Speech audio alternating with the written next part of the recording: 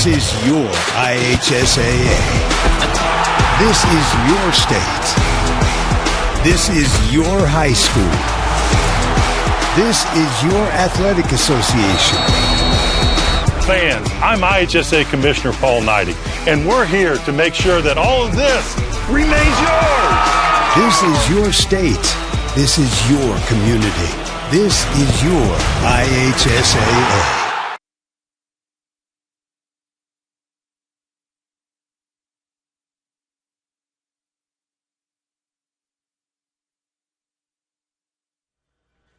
Good evening, everyone, and welcome to the Roy in Linton, Indiana, where the Miners are getting ready to host Parke Heritage. And it should be a good football game to start this regular season off. It's 80 degrees, beautiful blue skies, and we're extremely excited to bring you Rader Media Sports, now the home of the Miners. With me again this season for the third consecutive year is Big D. Excited? Kevin, once again, we got great football weather. I think since you started doing the games with me, this is the third year we've been together, but we've had nothing but blue skies and excellent weather for football. Almost 3/4 of the season we'd be in shorts and just enjoying this football, and not until the very end would it get chilly. And of course the Miners kept playing, so it even stretched the season and it got a little colder. Nothing quite like November football in Linton. That's something that we always pride ourselves on. And of course, once again, our season, just an incredible season that ended with at the hands of Mater Dei again. And now this year we got a lot of new guys that are going to get their chance in the spotlight. But, you know, we lost a lot of good guys, but we have a lot of good guys returning as well. You know, speaking of new guys, Braden, come over here for a second. Don't trip over those cords. Come in here in between Big D and I if we can. And come down here so we can pick you up. Talk about new members. Braden Crine's a junior here at Linton. Braden, say hello because you're part of the team. Hello, guys. Tell me about doing this. This is kind of different, isn't it? It's something I've never done before, and I am enjoying it so far. He's been doing some camera work already for his scrimmage and helped us out on volleyball. Now, tell me a little bit, and we'll talk more about this later, but you said the kids got some things going on tonight. Yes, the cheerleaders are promising the best dressed for the pep block a Subway gift card. The theme tonight is USA. All right. Well, thank you very much for being part of the team, and we love having Braden along, and we'll be talking to him. He's manning one of the cameras tonight. So, Big D, one of the big differences, obviously, this year, though, is we are bringing video to this show. Yes, and, we're also coming from the home side, which is something that I haven't this is going to be my 24th year doing football, and I haven't done the home side for ages. So that's going to be a lot of fun. It's always fun. A lot of people, of course, we always wish you were here to be live at the Roy because that's a great thing to give these kids support. But if you can't and you got a friend or somebody far away or grandma, grandpa, uncle, or an alumni wants to see the game, you won't find a better place to watch it. Yeah, well, we can maybe the best way to explain Rader. One thing we at Rader Media Sports want you to understand. We're more than just live streaming. So much more. Just click on RaderMediaSports.com and you'll begin to get the picture. There are pages for each sport, player photos, game score updates, and schedules. But not everyone's an athlete. So we'll also cover K-12 student activities and special events, weekly student and alumni spotlights, along with Student and Athlete of the Week. Also check out the many sponsors that we will update throughout the year just to see how they're supporting the Miners as well. And as a reminder, 30% of the revenue generated by the sponsors will now be returned to Linton Stockton schools. So join our Facebook and Instagram pages at Rader Media Sports to see highlights throughout the year and for links to watch the free live stream broadcast. This is Rader Media Sports, home of the Miners.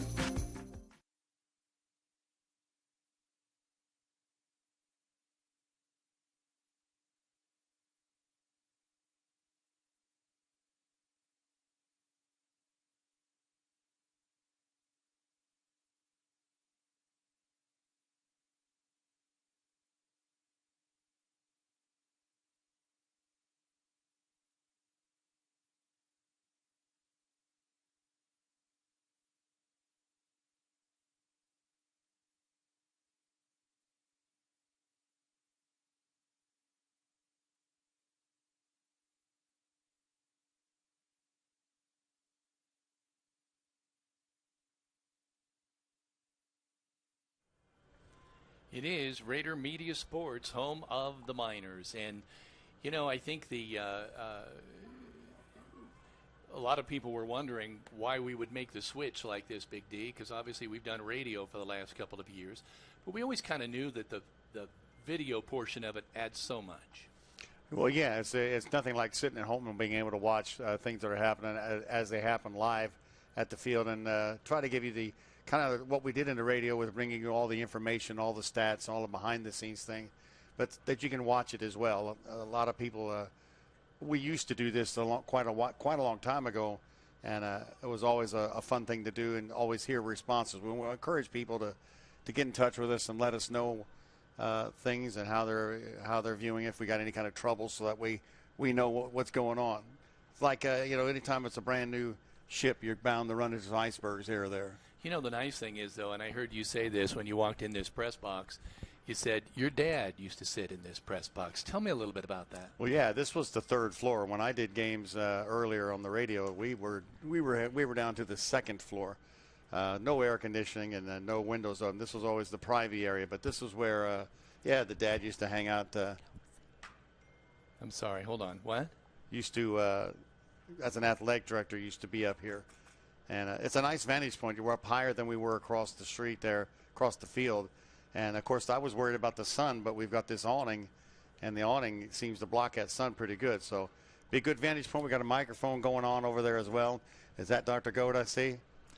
Yeah, it is, and so we're excited about that. And why don't we, in fact, take a time out here as we prep for that. And this is Raider Media Sports, home of the Miners.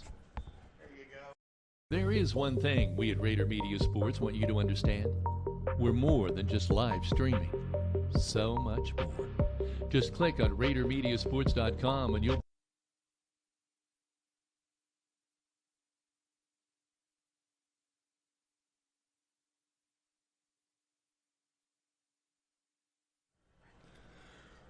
Welcome back to the Roy as we're getting ready to watch tonight's football game, and we're just pleased to have Dr. Kathy Goad join us live here, the superintendent of the public schools of Linton Stockton. First of all, welcome to your press box. Well, thank you so much. Looks great out there this evening. Oh, it's a beautiful night for football. It is. Tell me a little bit about, and this is probably unfair because you have so much going on. You have more going on than just athletics. Tell us a little bit about what else is going on at the school. Well, we just finished our 7th day of the year already. Time just flies. It seems like we opened the doors yesterday. But we've had a great start. We've got a great staff. We have wonderful kids.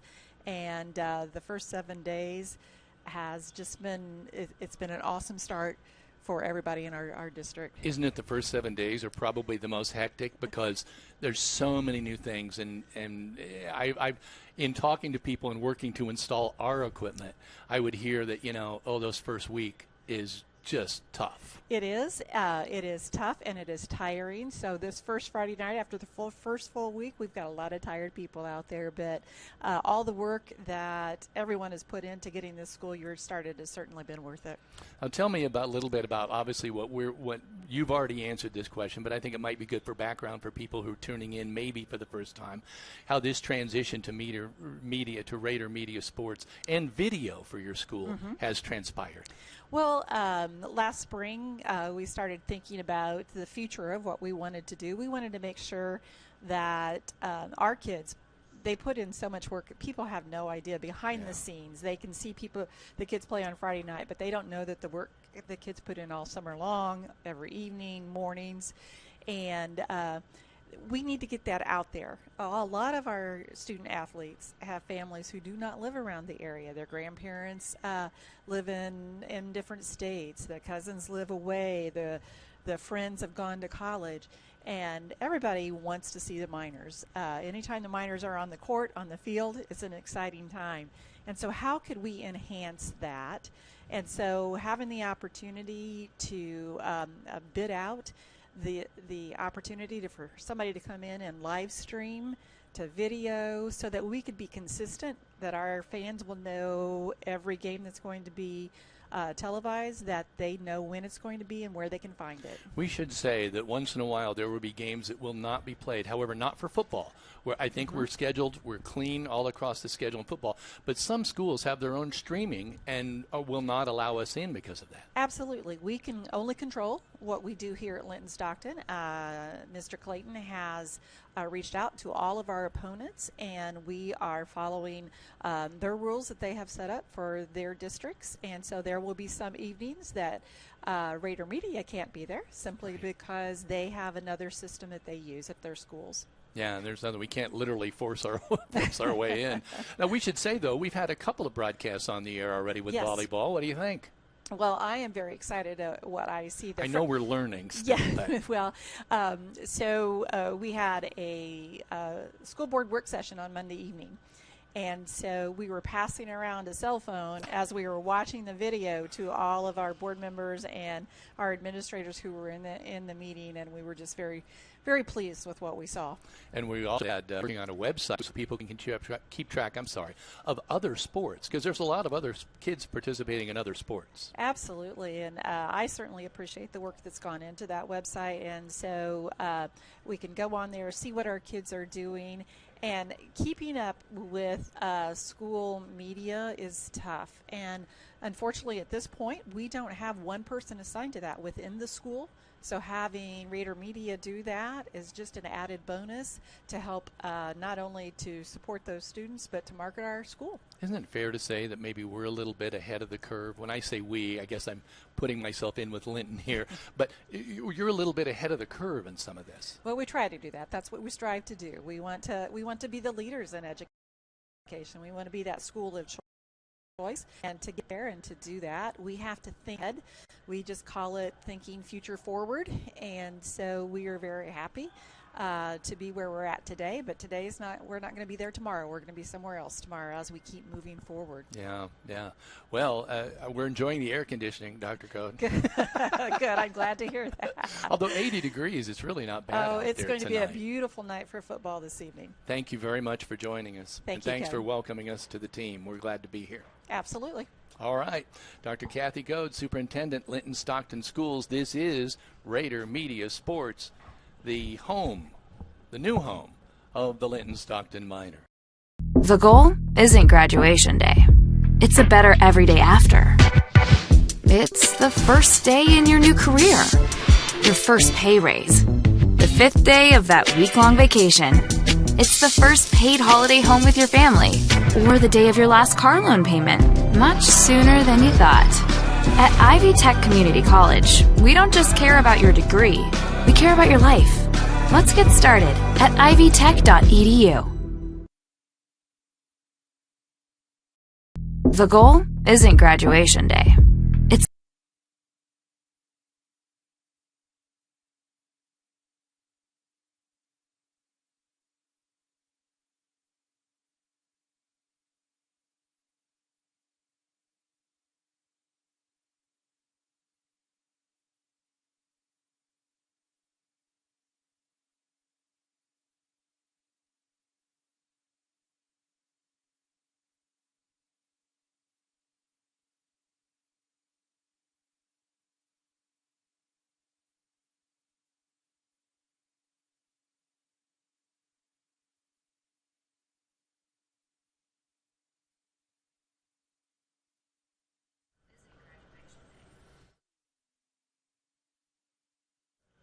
Welcome back to the Roy. Certainly nice to hear from Dr. Goad and her endorsement of what we're doing here, and Linton kind of looking ahead and realizing that this is the future.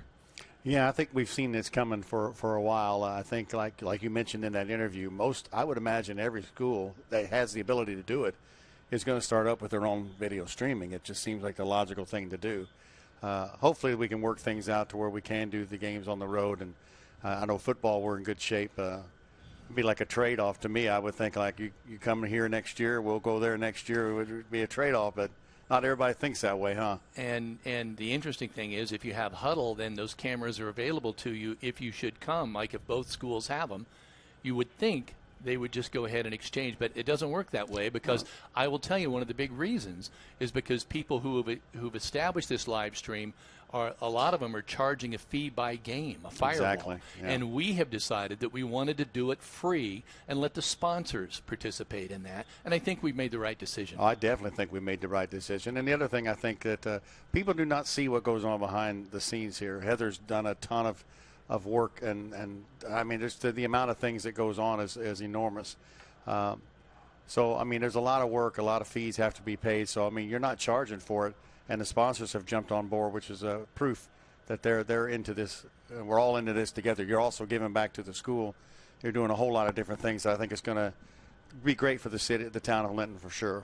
Yeah, 30% of the revenue generated by the sponsors goes to the school. And in truth, I think a lot of the advertisers like that. Well, they I do like too. the fact that they're not only making the games possible, but then they're also donating to the school. Yeah, I think that's everybody wants to do something like that. You know, they don't always have the means. This is a good way to do it, to get their word out, to get to be seen all over, not only the state, but the country, and in some cases the world.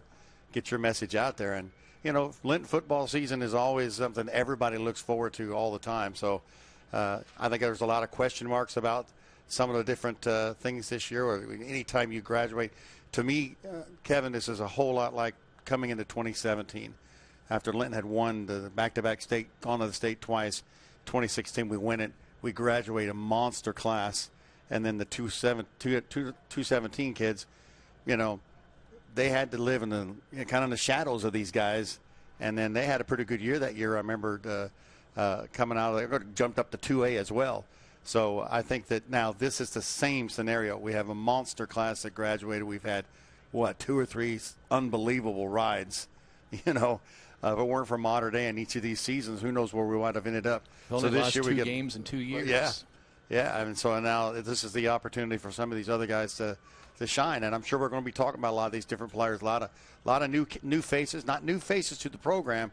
They've been working hard all these years as well, but juniors and seniors. But the big thing at Linton is we're looking for who's going to step up, who's going to be that kid. I think Jimmy Wright is going to be a name we're going to talk about this year, a kid that's going to step up. And I don't want to just name him. We'll look at the roster down the road. But we're always excited to see who takes that opportunity and runs with it. Yeah, and some of these kids who played last year will be playing at a new position this year. And that's where the most obvious is a quarterback. Right. You know, you think to yourself, well, you lose a guy, you lose 2,000 rushing yards from I forgot his name already, Hunter Jennings, who at the Navy Academy. But we got Paul Oliver moving in there. Now, Paul is a different athlete. He's a bit bigger, but he's a natural athlete. He's going to run the ball hard. And I saw Russell Goodman get some snaps back there, Mike Alberry as well. So the well is not empty. We may not have seen him at quarterback, and there may be some growing pains, but it's going to be exciting to see what he brings to the offense. This is Rader Media Sport. We're very patient-focused. We care about you as a person. You're not just a number or an insurance card. We really do care about getting you better. We do provide such a tight-knit group of providers and staff, people that they live in the community with who are invested in their care. They get good service. They get timely service. They get providers that are well-trained, and they're going to get taken care of.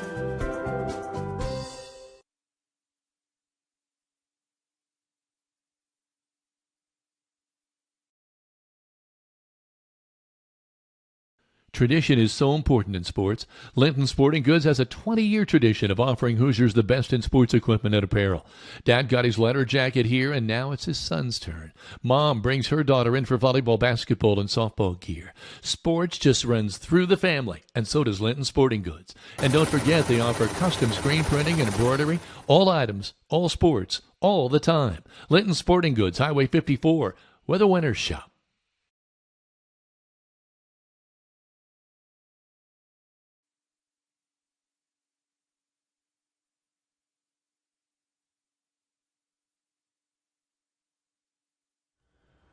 Welcome back again to the Roy. You can see the miners are getting their pads and the like on, getting ready to head out. They've done some exercises, and now, man, it's just hard to believe football season's here.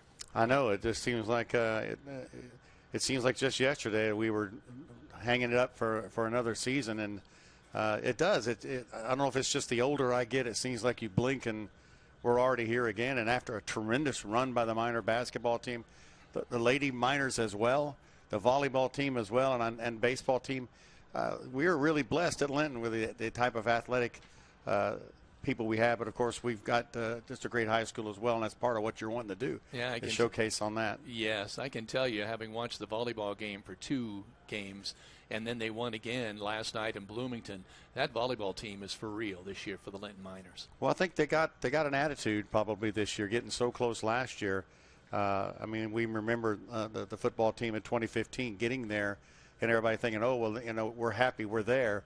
But the next year it was, we're not just there, we're there to win it. And I think every year that's what your dream is, to get to that final, and they have a real opportunity to do so. Yeah, they have some real depth. One thing we want to go to IHSAA Commissioner Paul. Recording. Hi, everybody. Kevin Rader from Rader Media Sports here at the IHSAA in Indianapolis with Commissioner Paul Neidig. And you know what?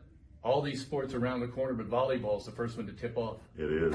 Volleyball is an incredible sport with an opportunity for students. And you know, Indiana has some of the best volleyball in the country. We have student athletes that are being recruited to national programs that will compete for national championships this year. And they learn to play volleyball in this state. And so we're so thankful for every sport opportunity kids get to participate in. But volleyball is going to be awful special. And volleyball is big in Linton. They had a very successful year last year and a lot of kids back. They did. I believe they were at the Worthing Arena in Ball State for a state championship game. And I'm sure they've set their goals with their coaching staff all summer long to get back to that pinnacle. Okay, you want to give them a Go Miners for us? Let's go Miners.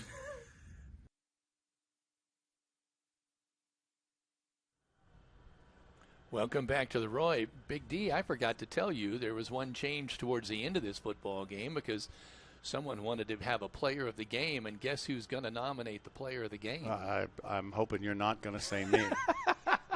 Oh, that puts me on the spot. We used to have a thing called the bone breaker of the game, and it was kids started getting all excited about it, so I get the blame for it. But sometimes that's a very hard thing to do, but I'm glad we get to spotlight it. And I'll tell you right now, sometimes that kid is not going to be maybe the kid you think it will be, because the linemen don't get necessarily the representation.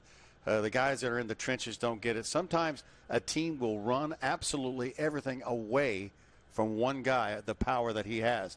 And I think we might see that with Paul Oliver, defensive outside linebacker, his presence. And on the other side, we graduated Wrigley Franklin. So that's going to be a new position. We got a kid there that I think is going to come in and do a good job.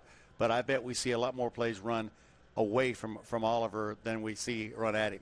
So you can't nominate the same kid every single week. We could have done that with Hunter Jennings last year. Every game he could have been the most valuable player. I'm looking at the roster here because some of these names, I'll tell you who played well in the scrimmage when we were in, was it Vincennes? Evansville for the scrimmage. Oh, Heather's got a voice over there. Yes. She's the expert running everything behind the scenes. But Cooper Smith, I thought, played well that night. Yeah, he's 6'2", and he's 175, and he's a sophomore. And I thought as a freshman, you know, we always look at the special teams because those are the young ones that you're going to see. You know, if a freshman or sophomore is on that headhunting team, which is not the good term to use politically, but want to make a big hit, you know they're looking for a spot for him. So I'm looking forward to seeing him. Hayden Feltner is another wide receiver, 6'1", 165. Cooper, 6'2", 175. So once again, we have good big-size wide receivers. And that's going to be a position that we're going to have to look at because we've graduated everybody that just about caught a pass last year. Hayden Feltner made some nice plays last year. So we have to have a passing game to make that rushing game successful. If we don't have it, as everybody in the football world knows, they'll put 9 in the box, and it'll be impossible for us to run. So I hope tonight we see a lot of passes, even if they're just attempts and they don't make completions. You got to work that into it and get better at it. Now, there's going to be a lot of changes, of course, on the defensive side of the ball, too. But isn't it 52? Is Corey Andrews the one that transferred in? He's quite a player. Yeah, you know. And he's only a sophomore. Yeah, as a North Davies kid last year, you know, in that game, the one bright thing I saw on the Cougar side was number 4. He was a freshman. He managed to get to Hunter Jennings. We hadn't done for 4 4 tackles for loss. 2 of those were quarterback sacks. And to catch Hunter behind anywhere, but to catch him behind the line of scrimmage is almost impossible. And of course, we return our leading tackler, and that was a freshman. I don't know how many years we've got to go back to look for when a freshman led the Linton Miners in football tackles. Yeah. And Russell Goodman won 135 tackles, but perhaps the biggest moment in Russell's season was the interception at Southmont as they were driving, looked like they were going to come back and beat us. I don't know how we got through that game with our hearts intact. He intercepts it down the sideline. The Miners seal the victory. And what was it at halftime? We were well ahead by at least 21 points. Could do no wrong. Hunter would carry the ball, and it was a touchdown. And then it was the second half. It was all Southmont. How does that happen? I mean, honestly, you know, in basketball, you find a way to pick the area but they just, and you know, Southmont's in our sectional. So very real likely that we may see them again. You know, and we don't often talk. You made this point already about the linemen, but I look at some of these guys. Hank Jennings, 6'2", 250. Jacob Breedlove, 6'7", 300. Blaine Kirkman's 5'10", smaller height-wise, but he's still quicker. At 225, quicker.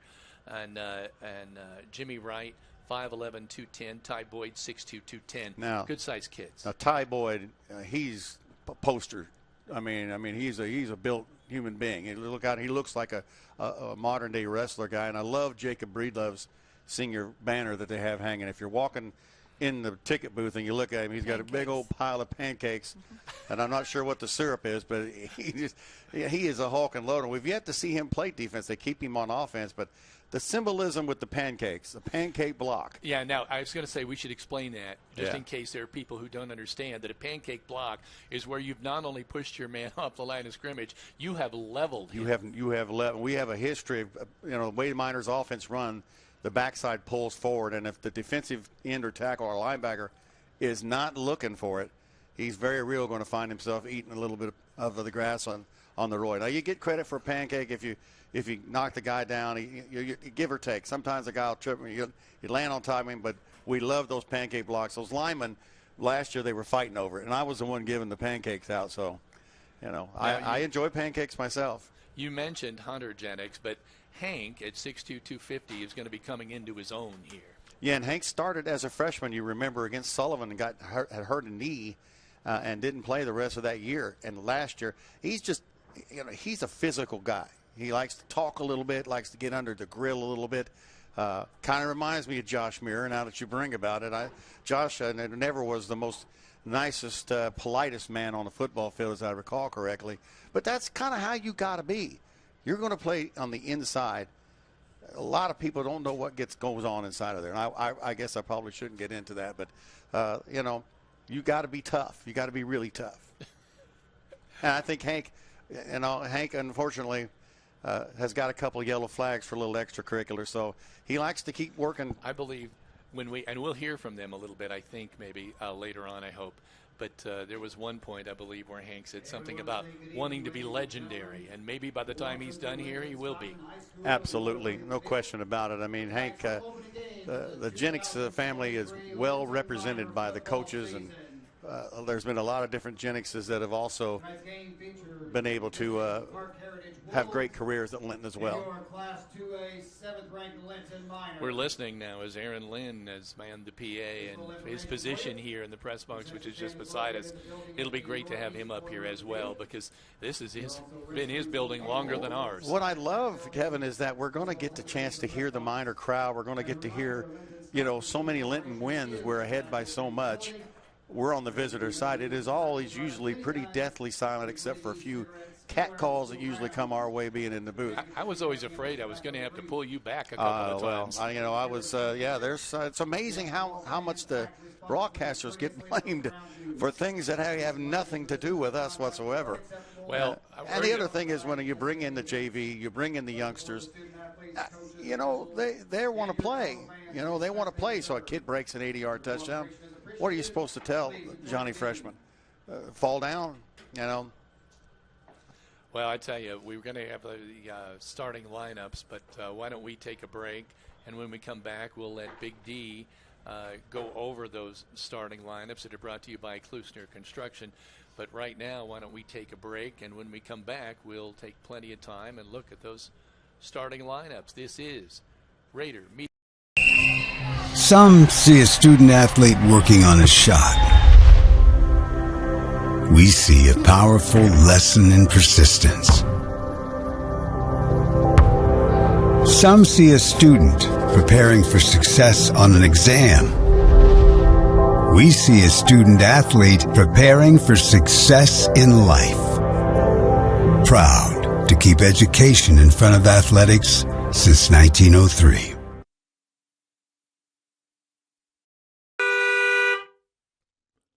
Lannon Auto and Tires, locally owned and operated on Highway 54 in Linton. They are a full-service garage specializing in oil services, tires, brakes, alignments, steering, and suspensions. Call 812-847-0222 to set up your appointment today.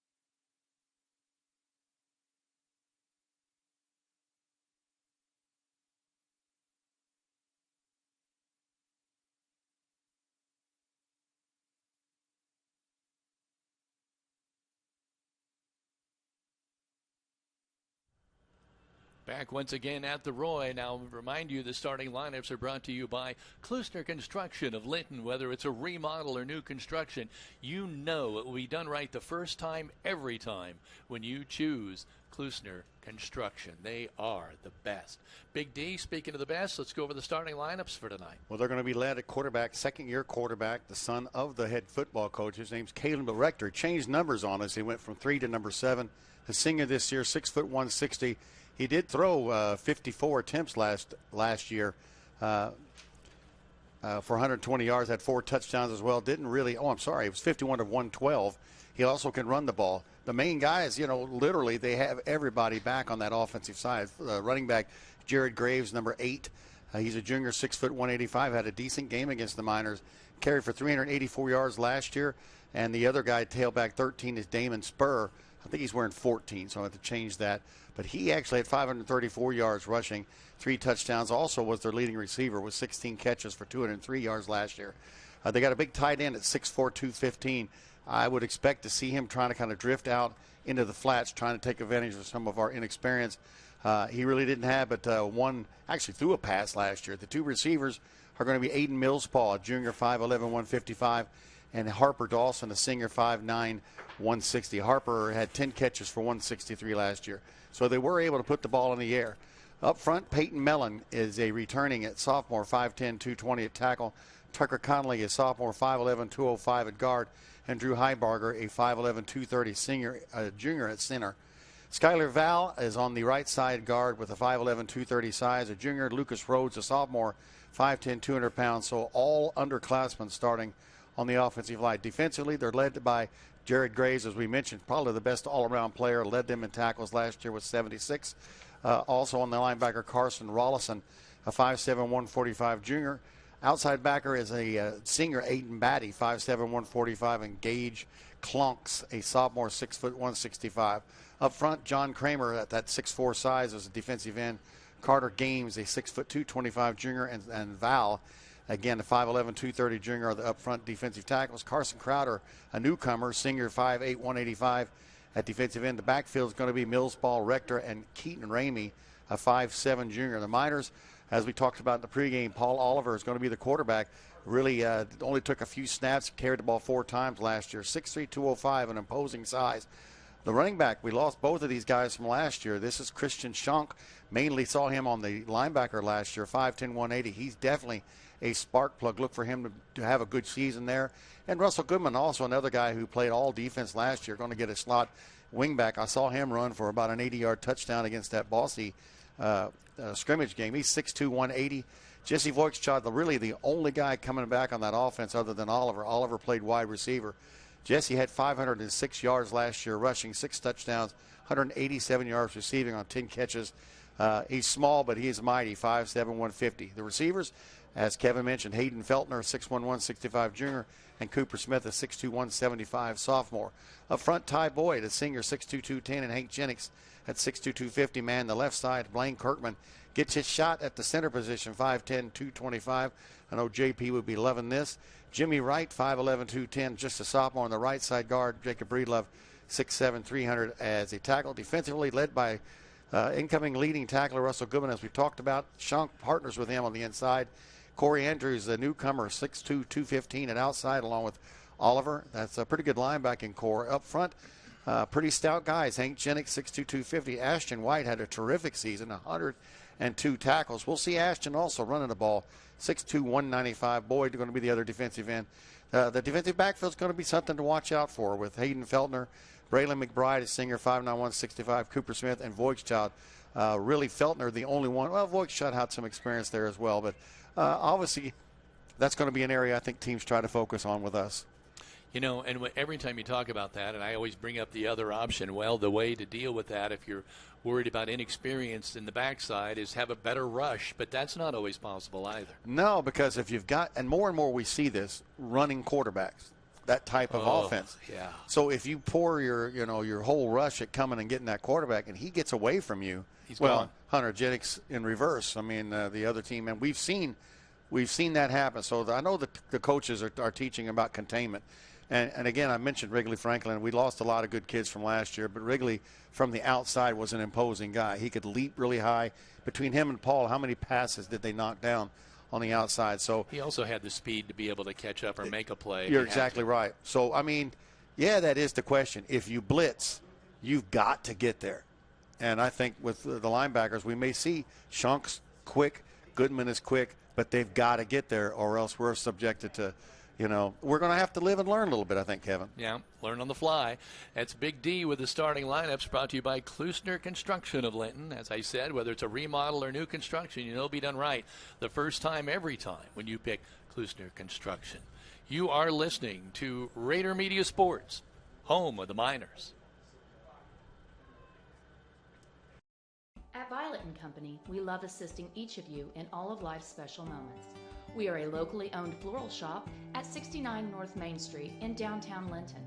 Contact us at 812-847-3208 to purchase your arrangement for any special occasion or stop in for that perfect gift. Stay in touch with us on Facebook under Violet & Company for upcoming events and to see our latest creations. We encourage you to live life in full bloom.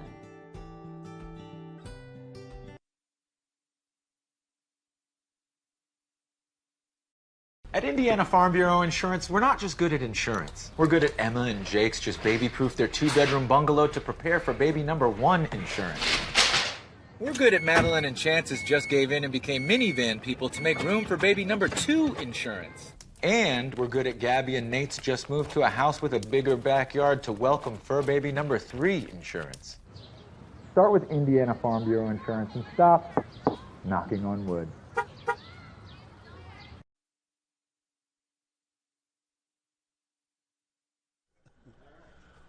Welcome back to the Roy. You can see the Linton Stockton Band getting ready to get set up here, and we'll certainly carry that when they play the national anthem and play some music here and welcome everybody here to the Roy. It's always fun to have the band out here and to watch them. Heather, you're watching this. I know you love watching the band. You were a member of the band. Was for about 9 years, and I just want to take this opportunity to welcome personally myself, everyone, to Rader Media Sports, home of the Miners. This has been a labor of love for you and I and Dan and Braden for the past few months, and we're very, very excited to be here.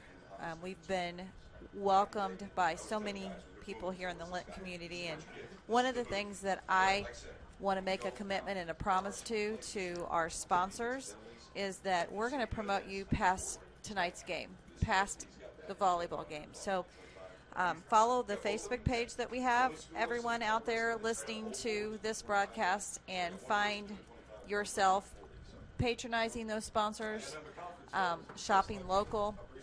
There's a number of people here in the community that have reached out to us direct and have said, we want to be a part of this, and we love the opportunity to highlight the sponsors as well. I'm very proud to sit next to to you for the first time working together. Usually you, Kevin, are driving People say, me. how do you guys do that? How does a married couple work together? And Well, very you know, carefully. that's why there are Emmys and Oscars out there. And Well, we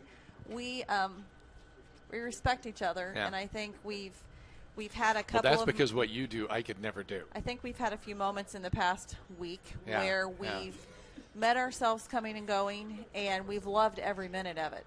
And I know that many of you who are familiar with Kevin's work has said, well, you know, here he is, he's retired, and yet he's coming back to working pretty much 5 and 6 and 7 days Yeah. a week. And I'm proud of the fact that we're doing this together. For the last couple of years, I've sat at home and listened to the broadcast with you and Dan on the radio, and I feel like third time's a charm, third year's a charm, and I'm very proud to have Dan joining us as well. Oh my gosh, I can't tell you how many times we heard, right? Where people would say, oh, that's nice you're doing the game, but boy, Big D's coming back. And it was like, yep, he is. And you know, how many years now? Well, I started in 2000, so what is that, 24 years of between the radio all the time. We did video with Jared Albright for several years, and it was really successful. But I love minor football. I keep all the information, all the stats, and my goal is to get a web page that, you know, one day you're going to go, I wonder what the class of 92, and you go to it and click on a game and click on it, get the stats. And we may want to have him on our website with some of this stuff, right? Yeah, I mean, it's wide open. I've gone back and looked to research newspapers to the 50s. Right. So I really want a program like Linton that's respected now statewide.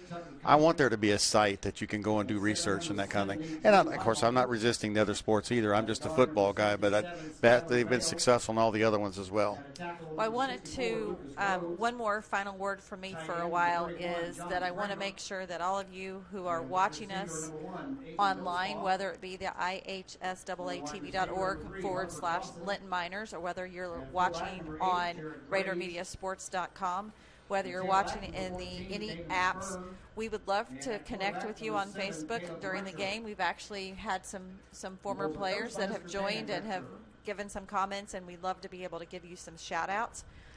So do find our Facebook page, do share our Facebook page, and let us know that you're watching and where you're watching. And we do know right now that we're reaching over 200 people already during the pregame, which is pretty awesome. And, you know, something to think about. We've talked about some of these people, but Wrigley, Franklin, Hunter, Jennings, these people are gone now. But I wouldn't be surprised at all if they're sitting somewhere and watching this. If they're not here at the game itself. And you know, we didn't touch on this, but you can watch it later, but only for a certain amount of time, correct? Right.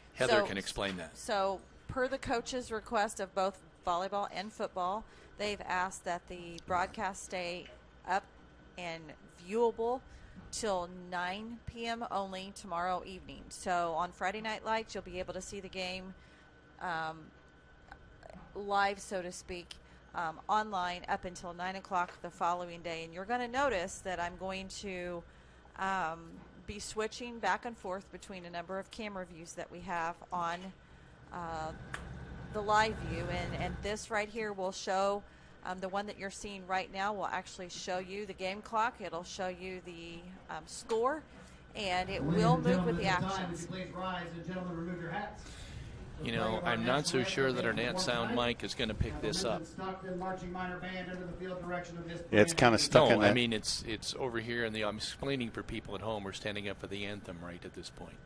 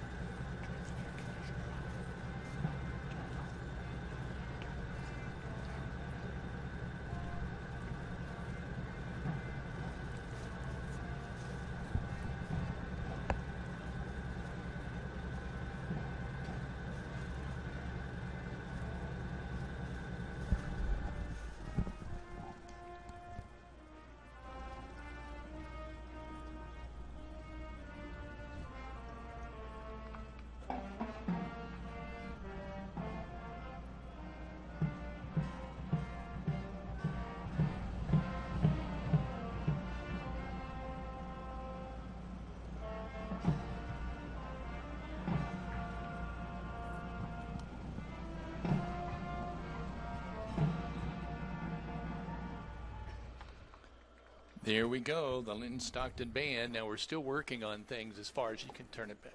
Still working on things as far as the exterior and you're microphones. Going to do battle with that air conditioner. Yeah, I wanted to make sure we could hear that, so we were trying to make we're trying to make sure that you could hear the national anthem played by the Linton Stockton Band. And they're at full dress regalia. You know, they're not in shorts tonight.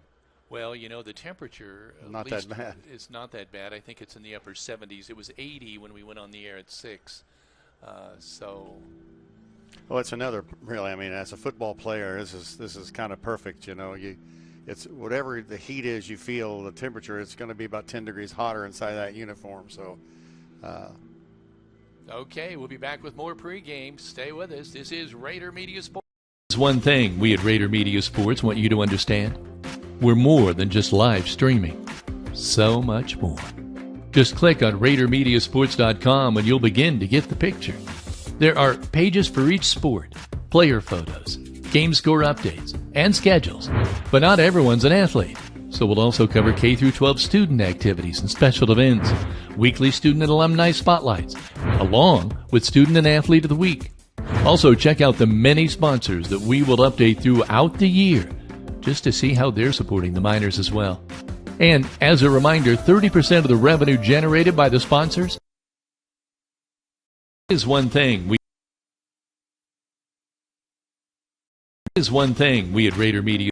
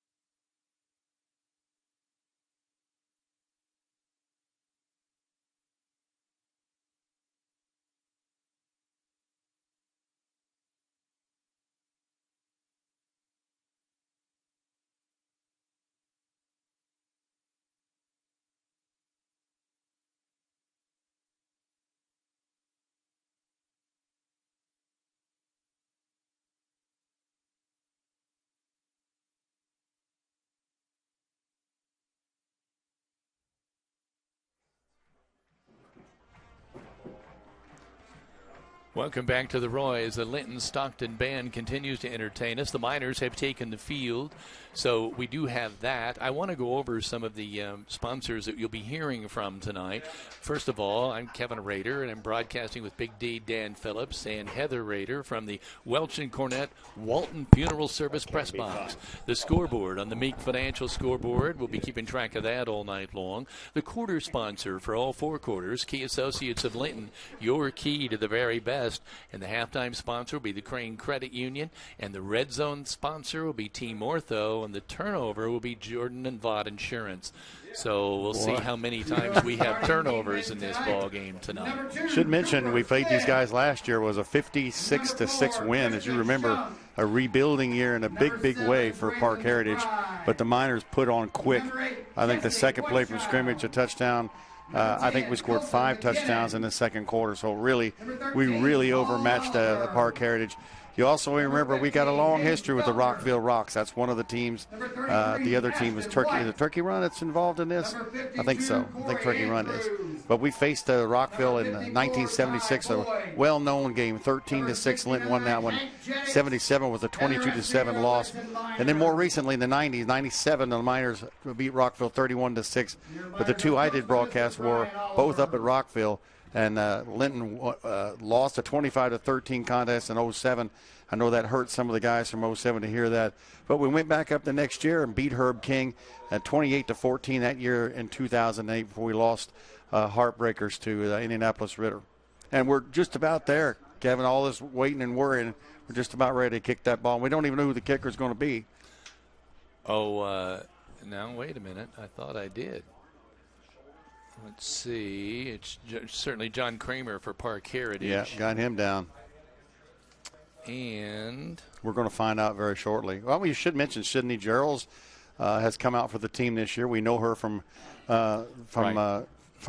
girls basketball, and she looked like she was putting the ball between the uprights.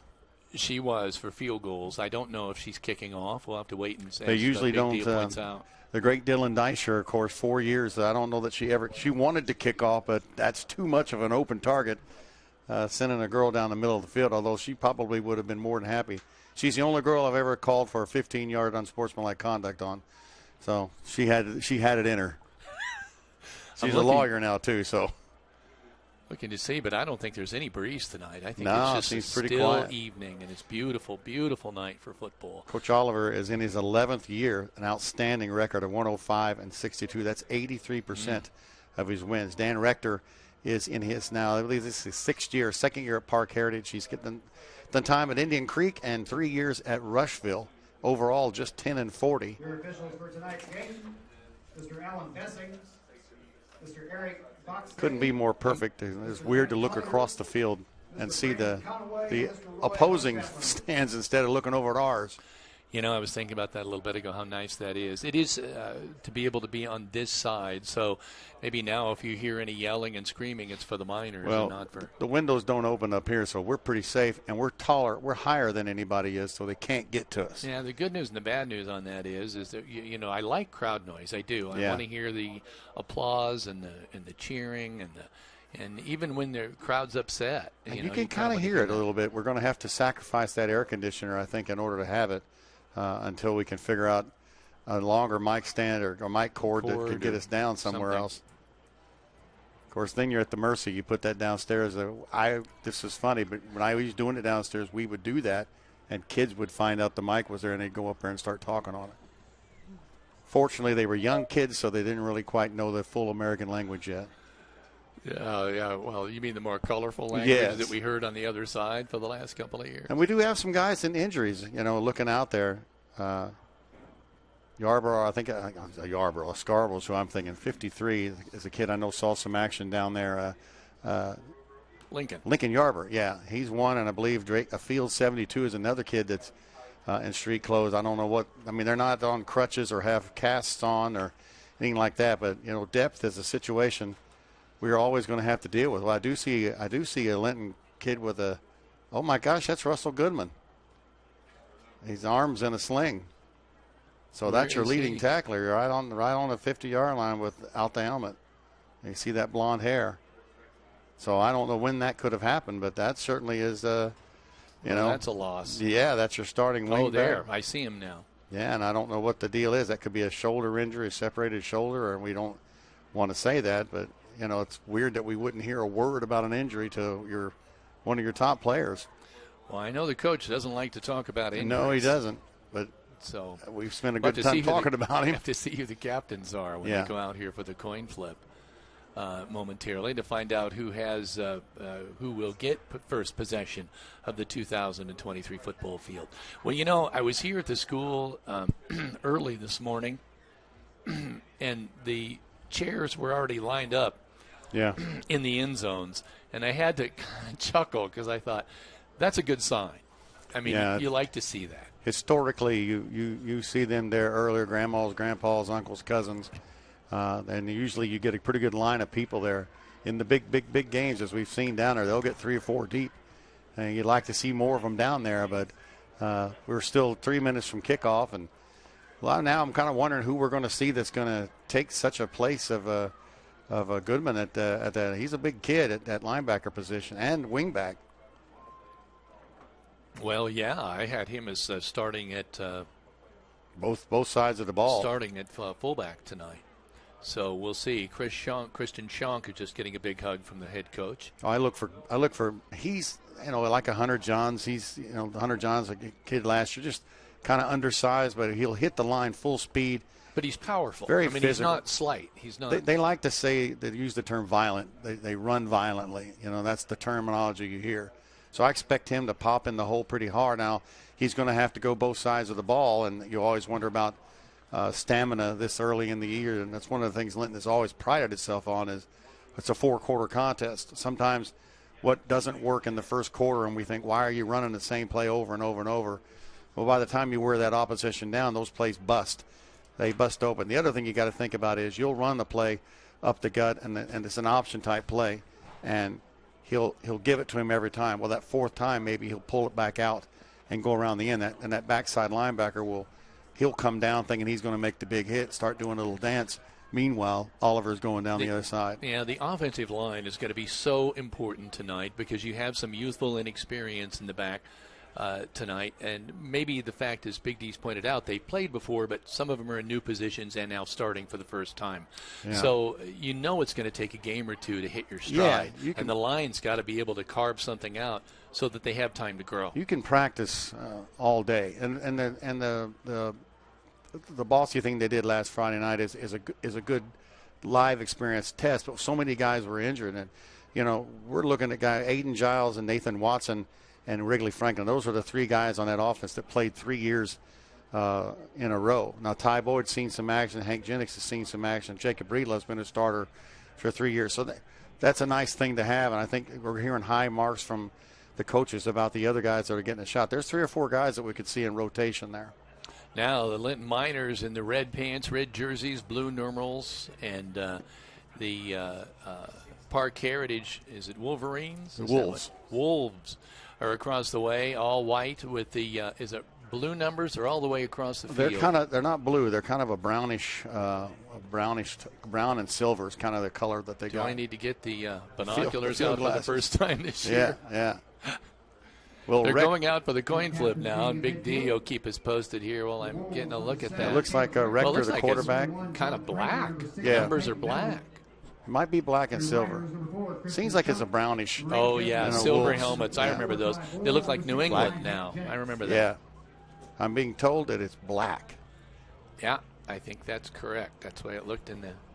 And, I had to feel a little bit for the Parke Heritage squad last year because it was just they had that everything quarterback that was a junior coming back, and then he ended up transferring to Alabama, and so they were all of a sudden, coach's son comes in. They got a new coach last year as well. Got a tight shot here where we can see what the coin flip is. I see Ty Boyd is one of the minor captains out there. I'm sure Paul Oliver. Oh, he's on the sideline over here. He's just a sophomore. He wouldn't be taking an exuberant amount of time. I think the referee's explaining what do you do, Kevin? Do you take? I know what Coach Oliver does, or what do you do? Do you take the ball, take it if you win the toss? You know what? Tonight, with the inexperience you've got with the new kids, I'd take the ball. Yeah, Coach Ollie always takes the ball, and Coach Weber always believe it. Every time they had the ball, Miners get the ball. Yeah, I'm on the other side. I think the excitement, the intensity is at its highest right off the bat. If there's going to be a mistake, going to be a little bit over exuberance, the snap going to be a little off, it's going to be snap 1, 2, or 3. You can come out, get them pinned, get the ball at midfield, but that's me. I always think early in the year the defense is usually ahead of your offense. You're right. Now, unless the last few years when you've had the returner. Yeah, if you've had the guys back, then. Yes. I think we've got more coming back on the defensive side. Of course, that changes now with Russell Goodman not playing. Now you got to put somebody else in there. That's 135 tackles. I hate to harp on that, but that's a big thing. Hopefully he's not injured. First quarter seriously. Sponsor, Key Associates of Linton, your key to the best. We thank them. Kevin Rader and Big D again from the Welch Cornett Walton Funeral Service press box, and we are just about ready to go, and this is fantastic. And we'll see right off the bat what the minor offense is going to be like. Yeah, so you can hear a little bit of that crowd. Number 31 is getting ready to kick off for Parke Heritage. That's John Kramer. He is a senior, 6'4", 215-pounder. Yeah, he kicked last year.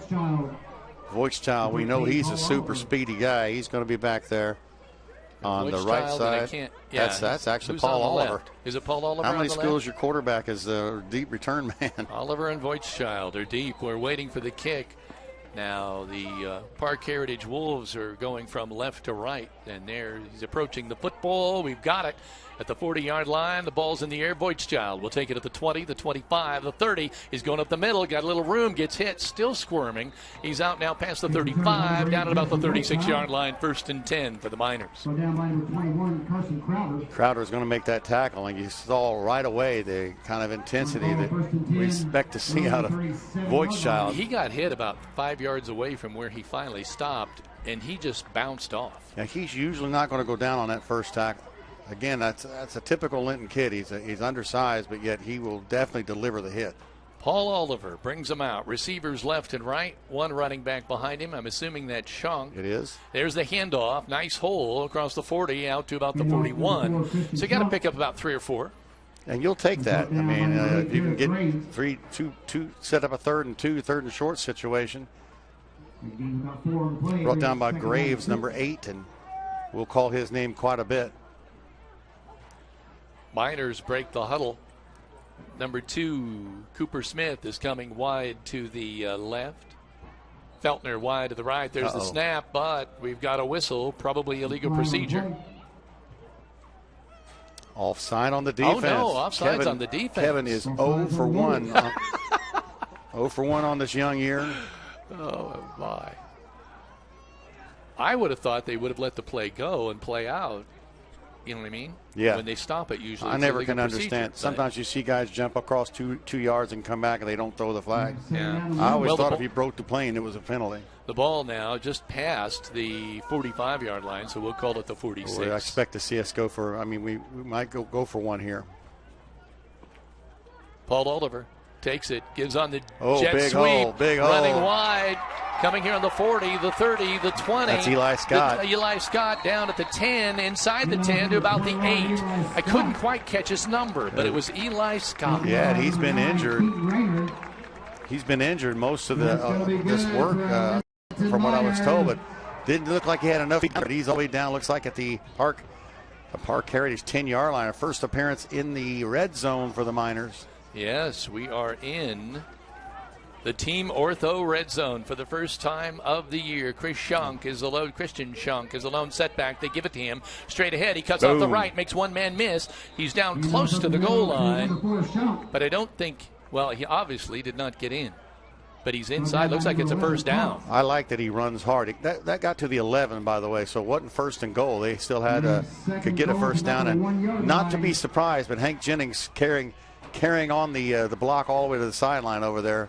Watch that closely because the official had his hand on the flag. Yeah, we are in the Team Ortho red zone.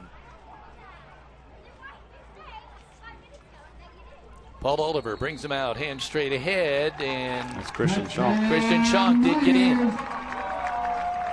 He only had a yard to go, and the offensive line has been churning it out. So they get it on a 1st and goal from the 1. Well, the Miners go up 6-0. That big play was that reverse counter that Eli Scott's first carry of the year. Now we're going to see Sidney Gerald's out there to kick the extra point. And on the Meek Financial scoreboard, it's now 6-0. And as he said, Sidney Gerald's out for the kick. There's the snap. There's the placement. The ball was low and blocked, but it was kind of low getting to the line. And so it will stand on the Meek Financial scoreboard. 6-0. The Miners are up. This is Rader Media Sports. Autumn Trace of Greene County is the perfect setting where seniors can live as independently as they wish while enjoying the supportive care that they need in their daily lives from a 24-hour care staff. Call Jathan and his friendly staff at 812-699-4464 to schedule your tour. Come and find out why so many have already picked Autumn Trace as their choice to age in place.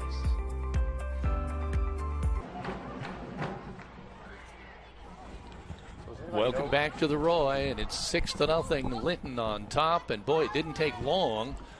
We right now 10:36 remaining in quarter number 1, and Linton strikes first and quick. 4 plays, 63 yards, a minute 24 off that clock. A 43-yard run by Eli Scott was the big play. So the offense has shown they're going to have some firepower. Now we'll see what the defense can do. And they were all running plays. Yeah. They didn't even have to see who's kicking off here. I can't quite. Hank Jennings. Hank Jennings, number 69, is kicking off. He's pacing it off. You see there on the screen. Turning around, ball teed up at the 40. And we'll see who's. Number 14, Damon Spur is up there, but they kick it short. Then he fall on it about the 25-yard line on the far side of the football field.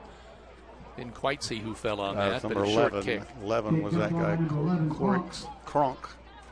Yeah, Gage Klonks. Yeah, no, sophomore wide receiver. Sign of the newness of the world, Kevin. The rosters aren't printed up. You have to go on your cell phone to get them. And wasn't prepared for that. Here we go. I'm going to start my pacing now. It's all right. Okay, they bring him out. Caleb Rector is the quarterback. He's got one running back behind him. Can't quite see a number on him, but he does gives it straight away. He's out to about the 23-yard line. Trying to see. I think that's number 8. Yeah.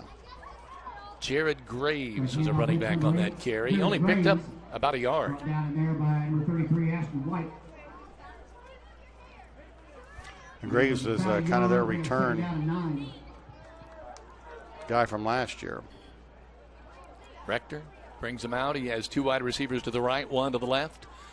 He's got 1 back beside him. He fakes to him, pulls it back out of the stomach, and darts straight ahead. He gets out to about the 25. So pick up a 4 there. Should be about 3rd and 5. Number 8, Graves again. Probably a heavy dose.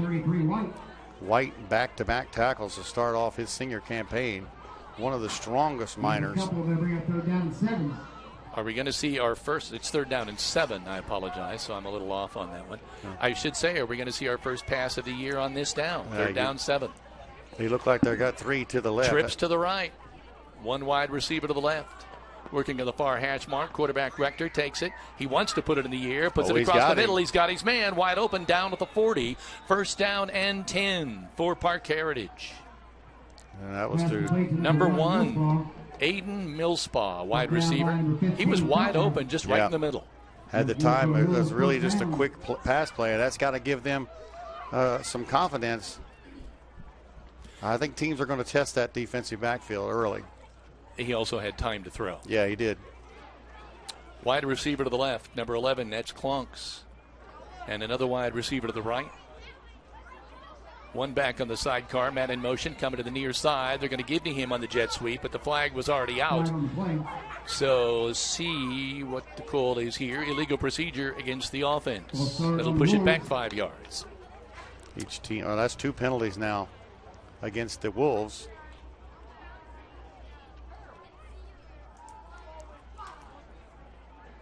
At the start of the season, these things got to just haunt Coach. Well, I'm sure they haunt him at the end of the year, too. Yeah, but they probably happen more often at the start of the season. Number 3, Harper Dawson is coming wide. Well, we got trips wide to the right. 1 wide receiver to the left. You're going to spread everybody out. Quarterback's going to throw on the left side, on the right side, but it's batted down. Knocked down by number 13, Paul Oliver. Batted down by Paul Oliver. Hank Jennings jumping around, too, so they... Yeah, it looked like Hank was right there as well. Well, let's see what happens here now on a 2nd down and about 15. Ty Boyd was active on that, 254. They teach these guys that they almost take as much pride in knocking the ball down as they do anything. Wide receivers left and right. Man in motion. Oh, they're going to give. There's the jet sweep give again, but another penalty flag is flying. Let's see if it's the same thing. No. Offsides? Nope. Now Linton is on the board with its first penalty of the game. So they get the 5 yards back. Yeah. It'll be 2nd down 10. And again, I think you're correct. I think you're going to see these type of penalties early on in the season for sure. Linton coaches won't put up with it very long before you find yourself watching from the sideline if you do it too many times. But just a little over anxiousness. 2 wide receivers to the right. 1 to the left.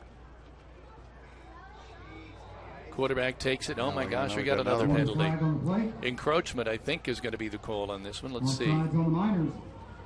Yeah, and they were set up a little bit too far. That makes it now I'd have given him a 1st down. Well, no, 2nd and 5. But you've gone from 2nd and 15 to 2nd and 5. The ball's now placed at the 34. 45. No, the 45. Is that what that is? I'm having a hard time reading that. 45. Man in motion. That is number 6, Vanderveer. He's coming back in motion again this way. And now somebody jumps on the offensive side. Number 64, Lucas Rhodes, a sophomore, 5'10", 200, kind of jumped off on the... Well, this game may not get over till 10:30. Oh, no, they're calling it on Linton. What? They called that on Linton. That's a first down. My gosh. I thought when I watched that. Yeah, it sure did look like it. Yeah. Well, that's 3 offside penalties in a row. My Coach gosh. Coach Mark Jennings is going to be popping off on the sideline. Well, Caleb Rector is going to bring him out of the huddle here in a minute. And he snapped the ball 3 times, and he got 3 penalties. 2 wide receivers to the left. Sidecar running back to the right. Man in motion coming back. That's number 11. They're going to give to him. Number 11, Klonks, running around the right-hand side. He turns the corner. He's out to about the 43-yard line. Nice play by McBride coming up from the cornerback to keep that outside. Andrews was also out there. The linebacker for the Miners playing in there is Colton McKinnon for Goodman. He's a senior. So the ball now resting at the 45. We're in the Linton side of the football field here as we've crossed midfield. Yeah, he actually got 5 yards on that, so they actually got a gain. But here's a big second down. Caleb Rector, the quarterback, hands off straight ahead. He's looking to his man, Hayden Vanderveer. Is that number 6? That's Graves. Oh, it is Graves. Jared Graves. Wrapped up in there by number 33, White. Again, White with his 3rd tackle already of the contest. Clock down to 7-12. 3rd down and a long 5. See if the Miners can get off the field here with a defensive stand. And I almost think that they might go for it if they get down there, seeing the Miner offense move the ball so easily. Yeah. Number 1, Millspaw to the left. Number 3, Dawson to the right. 1 running back.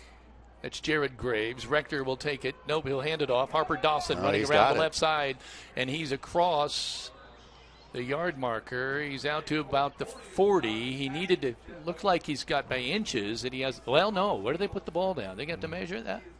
It sure did look like he was there. Again, it's going to be White and Andrews that get out there and make it. Just shy. It's got to be 4th and inches. Well, this is 4th and inches for Parke Heritage. Of course, they're going to go for it. Ball at the 41.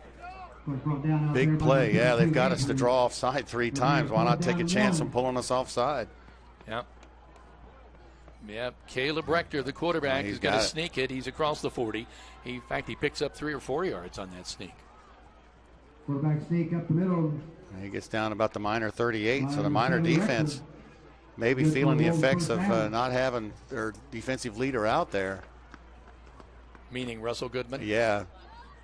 It's hard to explain when you're the guy that you look at as your leader isn't out there. But somebody's got to be able to step up. And there are other good players out there. So and that clock is rolling too. Wide receivers left and right. 1 running back again behind the quarterback, Rector. He drops back. Now he takes off, wants to run to his left, and he's sacked. Is that Jennings? Jennings. With our first sack of the year. Number 69, Hank Jennings. Got to give some credit there also to Corey Andrews. He was outside and pushed the quarterback in.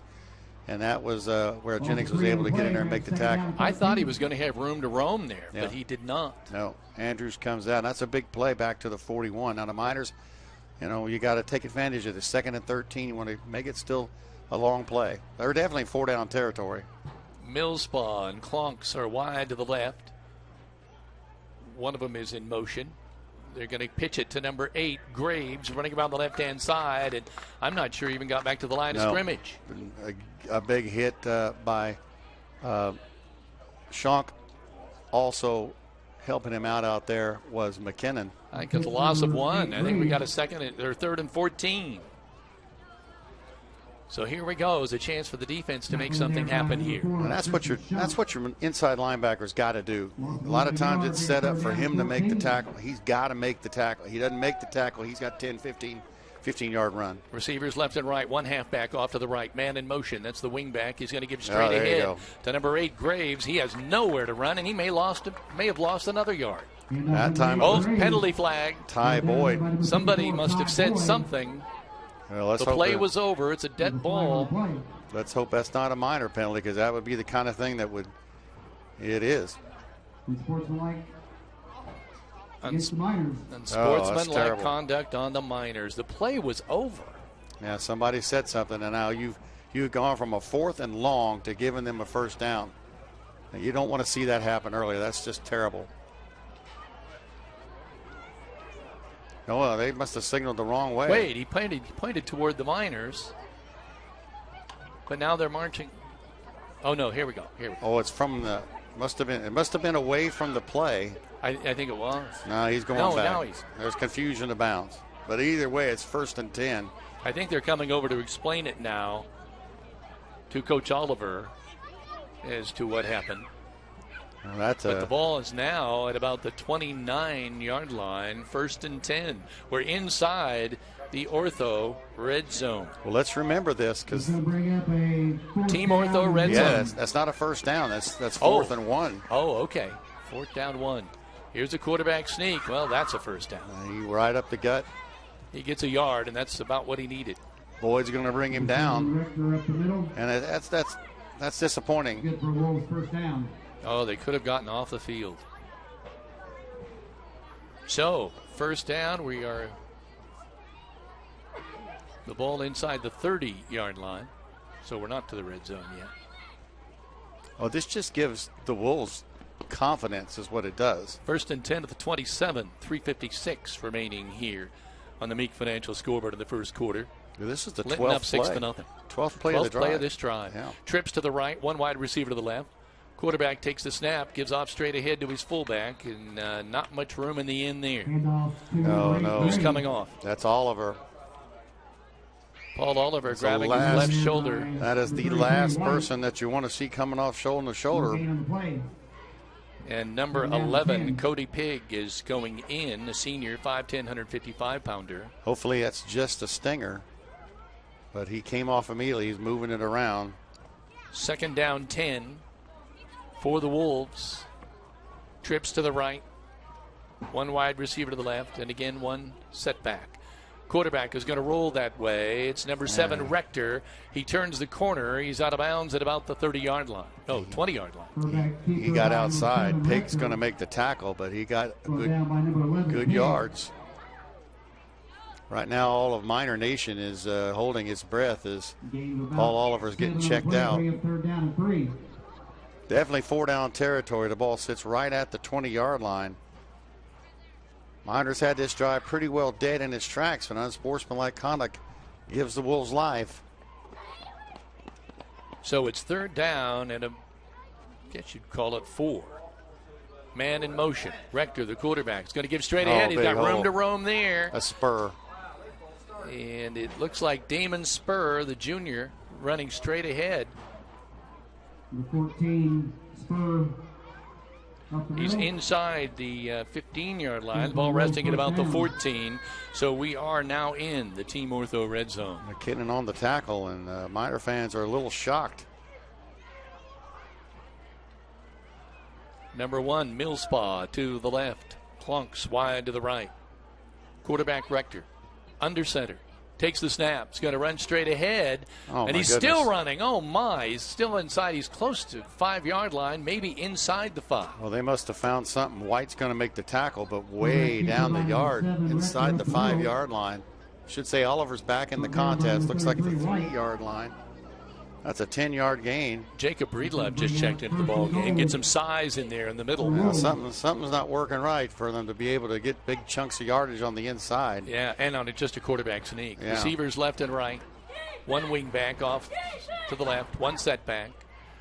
Rector's looking over the defense. Working under the center. Man in motion. Oh, there it is. Oh, he wanted to give it to him. Fumbled the football. And I think the Miners have it at the 15. Oh, what a terrible break for Parke. Who fell on that? Christian Schunk. Christian Schunk fell on that football. What way to dodge a bullet. 1st and 10 Miners. How many plays did they run in there? That was their 17th play of that drive. Oh, my gosh. It was just a handoff to the wingback, and it couldn't make a handoff. That's back at the 15-yard line, so we get out of the end zone a little bit. It's a big loss. Oh, my golly. Wow, and they chewed up a lot of time on the clock. It's only 2 minutes, 8 seconds remaining here in the first quarter. We got wide receivers left and right for the Miners. There's the snap. We're going to give straight ahead. That is Oliver, by the way. Give straight ahead. That probably is Shonk. It's number 4. Yep, Christian. 5'10", 180-pounder goes straight ahead. He's coming off now. Let's see, number 33, Ashton White is checking in. I think you'll see a little bit of, that's a good 1-2 punch right there. He just gets a couple yards out to the 16. 1:40 remaining on the Meek Financial scoreboard here in quarter number 1. Miners up by 3. Paul Oliver waiting for the snap, but there's a flag. Oh, I see a flag on the far side of the field. Offsides on the defense. I think we're seeing, Kevin, that this is going to be a group that likes to fly that flag a little bit. Of course, you have to call it if it's there. Yeah. Well, and I'll say one thing. They're calling it both ways. Yeah. So it's now second and about 3. Oliver waiting for the snap. He's going to take it. He's going to run off the right-hand side. Hull cuts back to the left. He's got to try to turn the corner. He's at the 40, the 50, and out of bounds. And now they're going to call the flag again. Oh, my. Now what's this? That's just the late end of the play. Oliver. It's really kind of hard to expect the defenders to back off on that because he doesn't know he steps out of bounds. He's tiptoeing down it. He was right on the sideline. Yeah. Right. Gets to the 49 of Parke Heritage, and then they'll add another 15 on a late hit. Oh, my. You're right. He was tight-roping the sideline there. It was kind of hard to tell where he was stepping out. If you let up, and that may be a point of emphasis, though, this year. They may be trying to watch that. To me, if I was a player, I would have gone after him, at least shoved him out of bounds.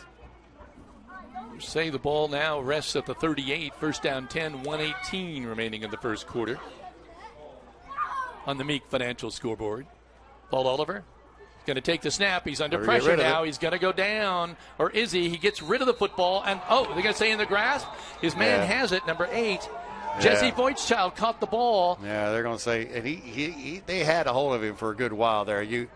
If he takes a big hit, everybody's going to say, why didn't you say he was down? So should have got rid of it a little bit earlier. The problem when you have a big, strong quarterback is he can do that, and that's it's going to be hard or difficult in order to. Well, Bays Construction, quality work at an affordable price from your roof, floor, siding, deck, and deck call. Scott Bays at 812-699-9664. There's a pitch wide. That's Voigtchild running at the 40, the 35. Still running inside the 30 and down to about the 28. That's going to be a first down. Yeah, he's just a kind of a firecracker. When he gets the ball, he got a pitch out from I want to read this right now. Quality work at an affordable price from your roof, floor, siding, and deck. Call Scott Bays at 812-699-9664. Let Bays Construction and Remodeling put a roof on it for you. Down a 16-yard gain for Voigtchild. That's his first carry of the ball game, and this is probably the last play of the first quarter. Just a 6-0 contest for the Miners. Yeah, 40 seconds remaining. Those screens. Oliver drops back, throws the screen. It's right up the middle at 35, 20. Down inside the 15. Christian Shonk. He's down at about the. Looks like they're going to put it at about the 12-yard line. So we're in the Team Ortho red zone. The Miners, the second time they've been in the Team Ortho red zone. 31 seconds remaining on the Meek Financial scoreboard, but now the clock's running. See if they can get a play off here before the clock gets to 0. Receivers left and right. Man in motion. They're going to give it to him on the jet sweep coming around the left-hand side. That's Pig. Cody Pig is inside the 10. He's down to about the 9.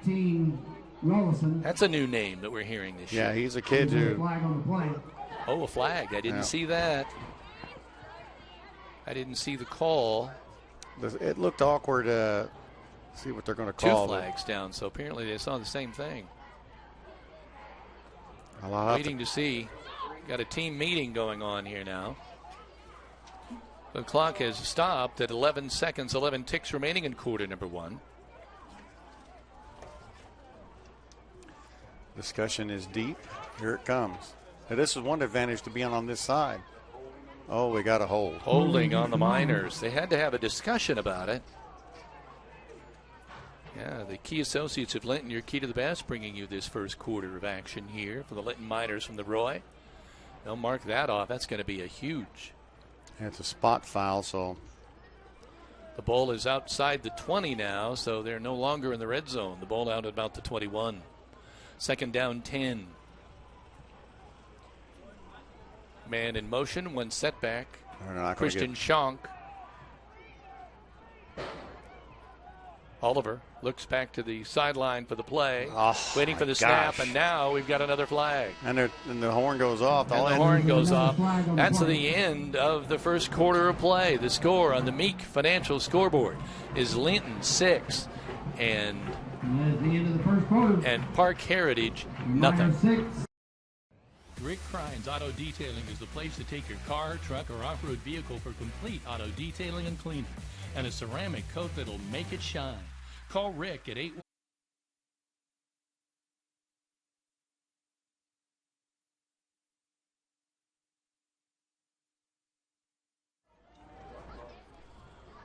Welcome back to the Roy, where Linton is up now by a score of 6-0. And Big D, I'm not quite sure what happened there, but they did pick up the flag. Yeah, must have been generous there. Trying to look at the quarters there. Linton 5 first downs to 6. Parke Heritage with more first downs. Miners with 117. Total yards 37 for Parke Heritage. Most of Parke Heritage came from the minor penalties. 4 for 30 yards, but Parke Heritage had 5 for 16. So we had 9 penalties. Would have had 10 in that first quarter. Paul Oliver takes the snap. Christian Schonk running straight ahead. Boy, I saw him fake to the wingback. Didn't see the fake to the handoff to the fullback, but Schonk was untouched. He takes it. 21 yards. 21 yards for the touchdown. 6 seconds into the second quarter.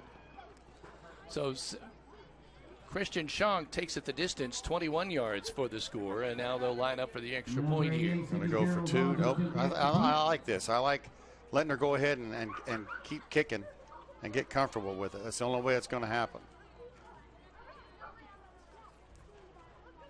She got that one. Sidney Geralds gets that extra point up and good. So the Meek Financial scoreboard with 11:54 remaining in the second quarter. It's Miners 13, the Wolves nothing. When it comes to real estate, it's all about location, location, location. Greene County native Corey Motter serves Greene, Owen, Monroe, and surrounding counties, so he knows all about your location. Reach out for a free market analysis to get to know the value of your home. Whether you're buying or selling, you'll want to close it with Corey.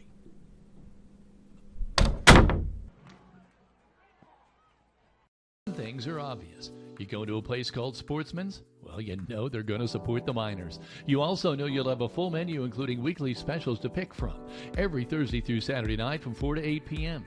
So whether you want to dine in or carry out, call Sportsman's at 812-847-8759.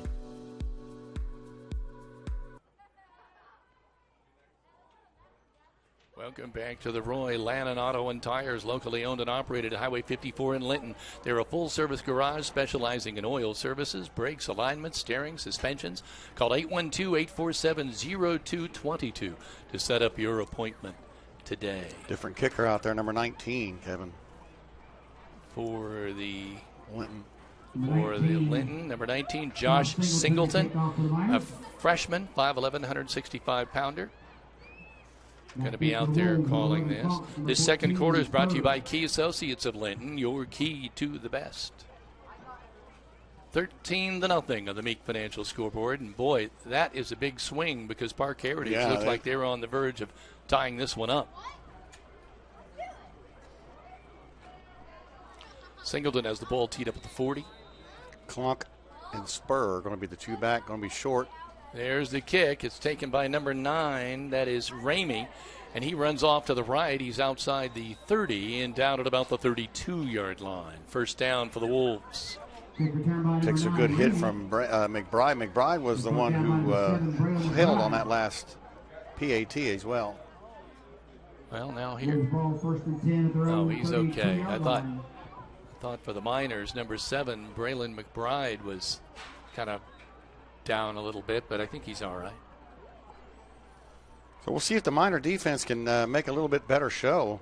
Boy, that long drive was... Yeah, 17 plays, and that's not what you want to see. Although there were probably at least 4 penalties whistled on that drive, there was. But still.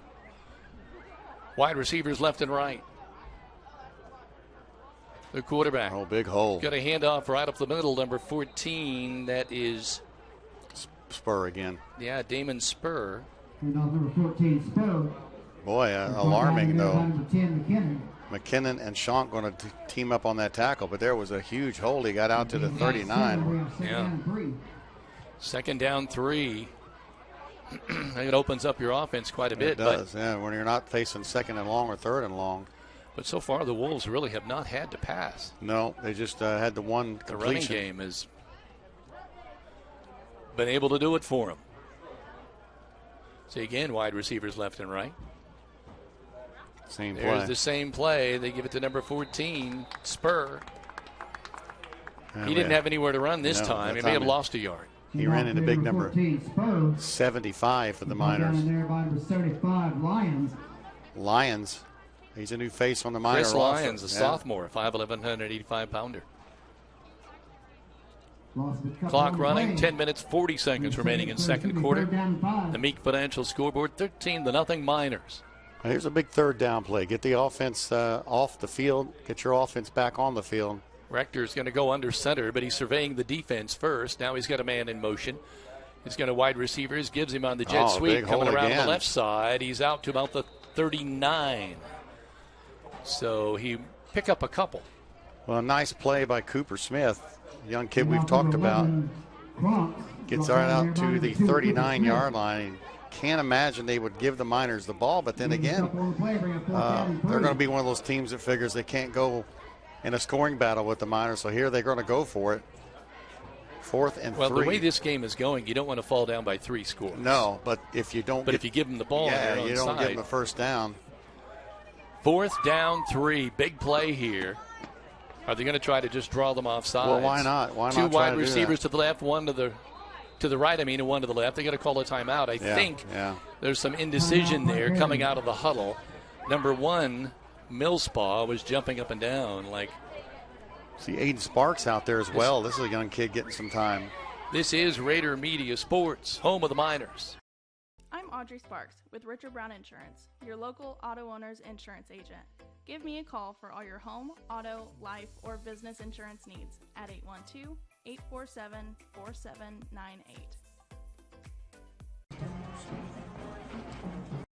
Correll's Gas of Linton has been locally owned and operated for 77 years.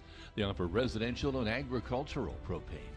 They also fill all sizes of propane cylinders and motorhomes. Located on Highway 54 in Linton, find them on Facebook at Correll's LP Gas or just call 812-847-4076. Welcome back to the Roy. 9:40 remaining in quarter number 2 on the Meek Financial scoreboard. The Miners are ahead by a 13-0 score, but it's 4th down and about 3. And they are punting. From their own 39, and they have thought better of what they were going to do, as Big D points out. John Kramer is the punter. He's standing back at about the 24-yard line. Deep for the Miners.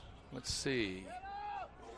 There's a kick. He barely gets it away. It's going to be taken by Voigtchild at about the 35.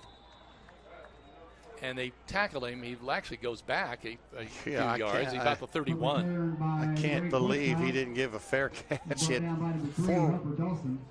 four white shirts right in his face and could have took a big hit. Instead, he held on to it. Could have. The Miners are going to huddle up here. See if they can get it in the end zone here and take a commanding lead in the first half. Receivers left and right. Wingback in motion. They're going to pitch to him. Coming around the right side. Voigtchild spins, but he gets hit behind the line of scrimmage. He spun his way to try to break free, but couldn't regain his balance. 43. Say no gain. Batty made a nice play there. If that looked like there was a lot of room for Jesse Voigtchild if he could have got past him. But nice effort by the linebacker. See, Schonk is the running back. Feltner is wide to the right. Wide receiver to the left, and also wingbacks both left and right. Quarterback rolls to the left, throws high, intended for number 2, Cooper Smith. Pass incomplete. Yeah, and that'll be better as the year goes by. He well overthrew him. Now, Smith was open. Yeah, he was there. The defender was playing off of him. Just got to get that pass down. Now the Miners faced with the third down. Really the third down, so they're second 1-on-1. down. Is it second down? Yeah, it's third down. Oh, is it? Yeah. Oh, there it was switched. Okay. Quarterback they got him Oliver jump. waiting for the snap. Now looks to the sidelines for the play call. They're changing the play call. See what happens here. Trips to the left. They took no timeout. They were on the verge of taking too much time, and the Miners take a timeout. You are listening to Raider Media Sports, home of the Miners. Mayor John Wilkes in the city of Linton would like to wish the Linton football Miners a successful season. You'll like Linton, but you'll love our Miners.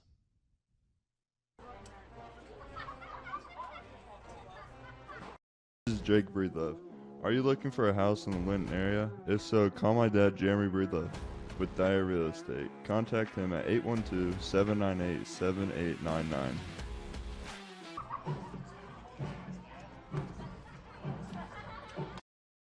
Now at Casey's, try our new thin crust pizza with your favorite toppings.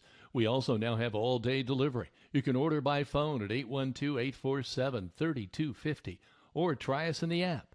Casey's, here for good.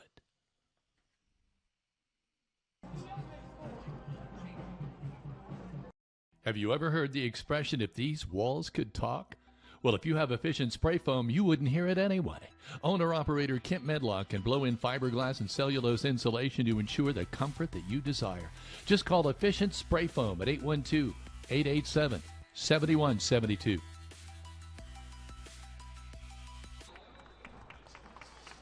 No, we missed a play there, but the ball is a running play going straight out to about the 45-yard line. A great run. That's Voigtchild again. Voigtchild. So first down and 10 now. The ball resting outside the 45 at about the 46. It was a great run. Again, I think anytime we see that burst, we know that's who that's going to be. You see us squinting, it's because that sun has finally gone down below the awning. Yeah, wide receivers left and right, man in motion. That is Cody Pigg. And he's the ball carrier. Ran into his own guy. Yeah, he did get about a yard on it, but say it's about at the 40. Batty was in there again on that tackle. 47-yard line. Gets a yard out of that. And you got to mention, we talk about Goodman not being out there on the defense. He's also the starting wingback, so you're losing a guy in both positions. Cooper Smith wide to the left, Feltner wide to the right. One running back. They're going to fake to him. Quarterback Oliver back to pass. He's looking deep. He's got his man, number 21, twists around and pulls it in. That's Eli Scott. He's made two big plays. Great play. That puts him out of bounds at about the 25-yard line. Eli Scott pulls that one in, and Oliver. Nice pass. With a nice pass. And good blocking up front. Yeah, the guy looked like he was getting pressure, but Oliver stepped up in it for a gain of 28 yards and a first down. Impressive. Miners come out, two wide receivers to the left, one to the right. Oliver calling his count. He's going to give straight ahead. That's number 4, Schonk. He's still muscling his way inside. I thought he was going to be inside the 5, but he might be just outside of the 6. First and goal in the Ortho team red zone. Well, that play has worked real well. Christian Schonk, as I boldly stated in the pregame, expect some good things from him. He gets down to the 6-yard line. Schonk with 6 carries, 57 yards right now. The Miner offense is looking smooth. It's the defense that's a little questionable. We do got some key guys out of the ball game. Yeah, 2 wide receivers to the left, 1 to the right. Oliver brings them out. He's going to keep it, go off tackle on the left-hand side, puts his shoulder down, trying to muscle his way into the end zone, and he makes it. Nice block again on the inside. Hank Jennings on the pull, clears the space. Good patience by Oliver as well. He didn't just run into the hole. He gave it time to work. Yeah, an impressive drive by the Miners there. 7:25 on the game clock. They didn't have to go as many plays that time, but they made it count. 7 plays, 68 yards. Sidney Geralds is back on to try the extra point. Here's the snap, the placement, the kick. It looks. Yeah. It is. It's good. So with 7:25 remaining in the second quarter, the Meek Financial scoreboard shows the Linton Miners 20 and the Wolves 0. You are listening to Rader Media Sports, home of the Miners.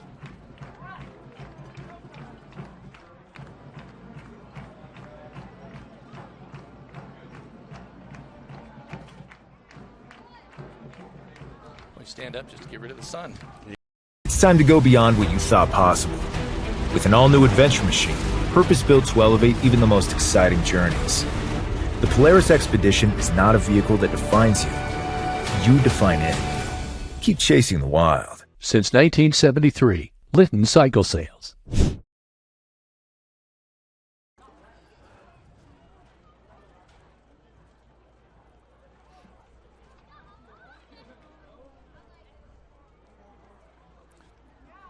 Welcome back to the Roy. Autumn Trace of Greene County is the perfect setting where seniors can live as independently as they wish while enjoying as much supportive care as they need in their daily lives from a 24-hour care staff. Call Jathan and his friendly staff at 812-699-4464 to schedule your tour. Come and find out why so many of your friends and neighbors have already picked Autumn Trace as their choice to age in place. 19 going to get another chance to kick that ball. That is Josh Singleton, a freshman. Yep. Got two men back to receive this. Number 1, Aiden Millspaw, and number 14, Damon Spur. But one of the up men is going to pick it up at about the 25. Number 9, that is Keaton Ramey, and he's down at about the 27-yard line. So 1st and 10 for the Wolves. Hope Ramey's okay. Yeah, they help him up. He's going to be okay. Kind of got twisted a little bit. Yeah. Pig was down there. 11 as well as the kicker, both on that play. Corey Motter, when it comes to real estate, it's all about location, location, location. Greene County native Corey Motter serves Greene, Owen, Monroe, and surrounding counties. So he knows all about your location. Reach out for a free market analysis to get to know the value of your home. Whether you're buying or selling, you'll want to close it with Corey. 1st down and 10 for the Wolves here. They're going to go straight ahead again. They see something straight ahead, and they're still running out here at about the 38-yard line. Yeah. That's the quarterback. They're just Caleb Rector, just quarterback sneaking, but he does it for about 8 yards. Cooper Smith's going to make the tackle. What I think's happening, Kevin, is I think we're doing some stunts down on the nose guard is going left or going right. The quarterback is reading which way he goes, and that creates a hole. The linebacker's supposed to fill up in there and make that play, but it's not happening. Yeah, they're saying it's only about a 9-yard pickup. Very impressive for a quarterback sneak. Yeah, and that sets up the next couple of plays. Yeah, it really does. You could really pull the ball out and hit a pass play here if you wanted to. Rector not going under center. He wants a timeout. He wants a timeout, so they take it with this break.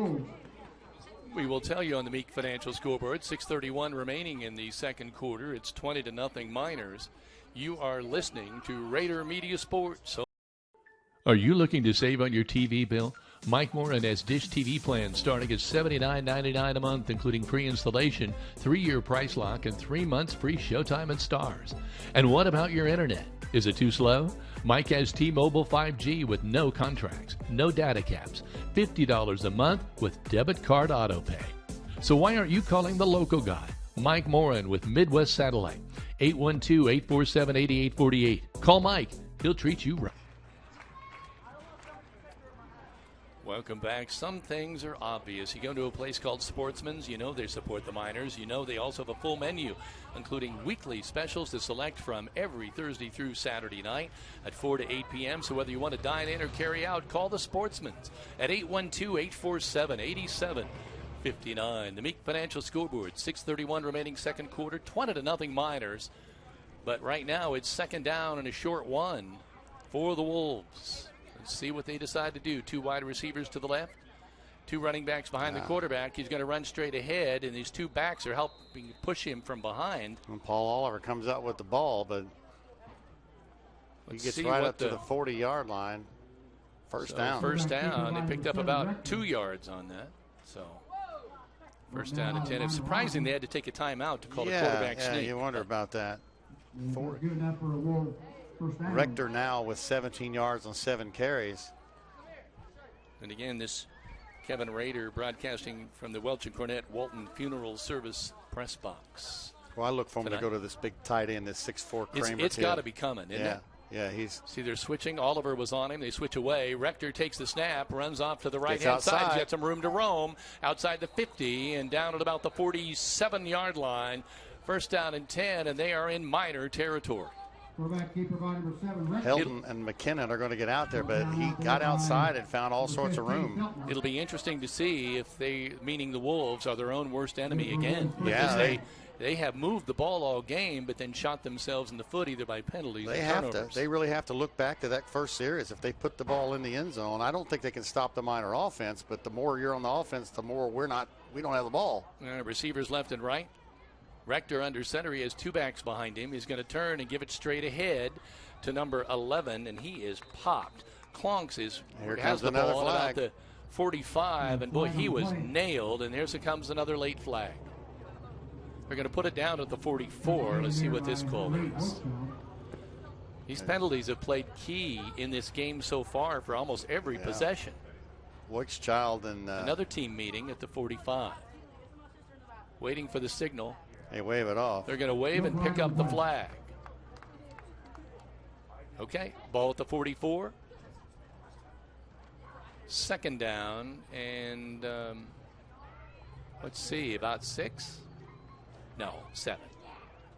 Second down, 7, ball resting at the 44. 2 wide receivers to the right, 2 backs behind Rector. Again, he's watching that defense, isn't he? Mm-hmm.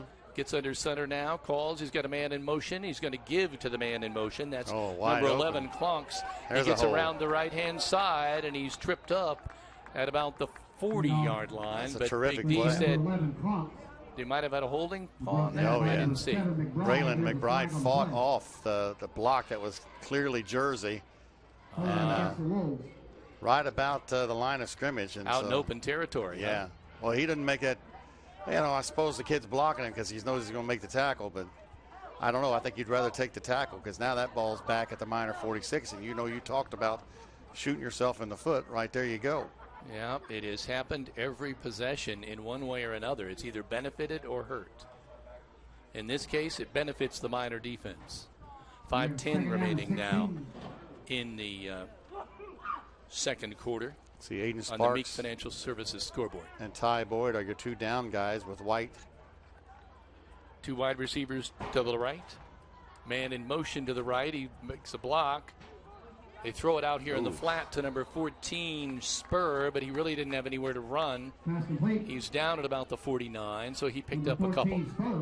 Good defense on that. Yeah, he was hit immediately by Christian Schunk. And that sets up now a long third down. Third down, 13. Third down, 13 yards. Let's see what happens here. Rector comes back with a play from the sideline. Well, they keep going to the opposite side, Kevin, of where the triples are. They always go the other way. You got to. So you know they're setting that up. Yeah, right? You just know. 31. I mean, look, there's nobody really on him. Here he comes on that 31 is Kramer. He's 6'4", 215-pounder. They look over here in the flat. They throw it out there, and it's incomplete. But was that a lateral? No, it was a forward pass. It was close, but it was a forward pass. And I tell you what, that almost had the forward pass. That almost had to look like 8 was going to turn around and try to throw it. He did throw a pass, like a 52-yard touchdown. There were some Miners that had they turned around and not had their back to the quarterback might have made a play on that football. But I'm surprised that Rector threw it out there in the flat when there's so many red jerseys there. The way that Graves was looking downfield, it looked like he looked up to me. I just got to wonder if maybe that stops the clock, so that's going to give the Miners the ball. We're at 4:15. Correll's Gas of Linton, locally owned, operated for 77 years. They offer residential and agricultural propane, all sizes of cylinders and motorhomes. Located on Highway 54 in Linton. Find them on Facebook at Correll's LP Gas or call 812-847-4076. It's punt time. Kramer is back, standing at about the 35. Almost got the defense holds. Oh, almost a block. Did they get it? I think Oliver got a little bit of it. I can't say where the ball. Okay, it fell at about the 49, so it was blocked, at least partially. It still went forward, but the Miners will start in Parke Heritage territory. Miners take over 1st and 10. The Wolves. Well, we saw Oliver. He got 2 of them against this team last year. This is Rader Media Sports, home of the Miners. Rick Krine's Auto Detailing is the place to take your car, truck, or off-road vehicle for complete auto detailing and cleaning, and a ceramic coat that'll make it shine. Call Rick at 812-201-9551. I'll make it shine like it's mine.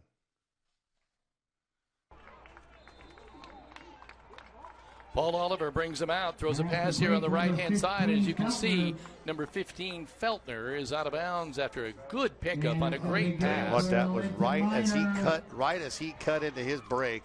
That ball was right in his mitt. Great catch by Feltner. Turned around and went down to the 37-yard line. And I really love to see the passing game. If we're going to have success down the road, we simply have to be able to get these passes. And that showed last year with the success we had. 2 wide receivers to the left, 1 wide to the right. Oliver working from the gun. Takes a snap. He's going to give straight ahead to number 33. That's Ashton White. He tunnels his way for a couple. Yeah, he was hit almost before he got the ball by number 50. So it'll be 2nd down and 8. Managed to get down to the 35. Clock running on the Meek Financial scoreboard. It's about 3 minutes and almost 30 seconds left here in the first half. 2nd down and 8. Miners ahead 20-0. Cooper Smith to the left, Feltner to the right. Again, man in motion. They're going to give to him. That is Voigtchild. He's inside the 25. Let's see where they put it. Now they put it down right at the 25. That's a 1st and 10. Well, I think it's obvious the Miner offense is overpowering, and you're just working on things being smooth. I think the first half is going to be a win for the offense, but the defense has had its battles, and with St. Teresa coming from Decatur next week, they're going to have to really work on some things. Yeah, 2 wide receivers to the right, but they're going to throw out to the left. He's got his man. It's complete. That is number 2, Cooper Smith. Smith will turn around and hightail it down inside the 10. Let's see where they put that ball. Well, what I like is the ball is right on the target. Team Ortho red zone. 1st down and goal at the 7-yard line for the Miners. Boy, if they can get another one here, that would give them a comfortable cushion going into the 2nd half. Smith wide to the left, Feltner wide right. Good to see getting Feltner and Cooper Smith involved. Looks like Ashton White is the lone setback behind Paul Oliver. Man in motion. They're going to give to Ashton White going straight ahead. He's hit by a couple of men right away, but falls forward. Looks like he might pick up a couple. I'm not sure. We'll see where the referees spot the ball. He fought off one of the would-be tacklers before being hauled down. Looks like right at the 5-yard line, so it's going to be 2nd and goal from the 5. Miners have been in the red zone now. Oh, we had a 21-yard touchdown run, so that doesn't count as a red zone. Team Ortho red zone. Oliver brings him out. Ashton White is the setback. 2 wing backs, both left and right. Receivers left and right. Working in the middle of the football field. Oliver again from the gun. Going to fake the handoff. Busted play. Runs straight ahead following his blockers. And he's in the end zone. Oh, my. He turned around to hand off, and nobody was there. But it's golden. Yeah, he nobody there, and he just let White run through and followed his big fullback with 1:49. And the Miner offense puts another one on the board. Puts us up 26-0 at the 1:49 mark.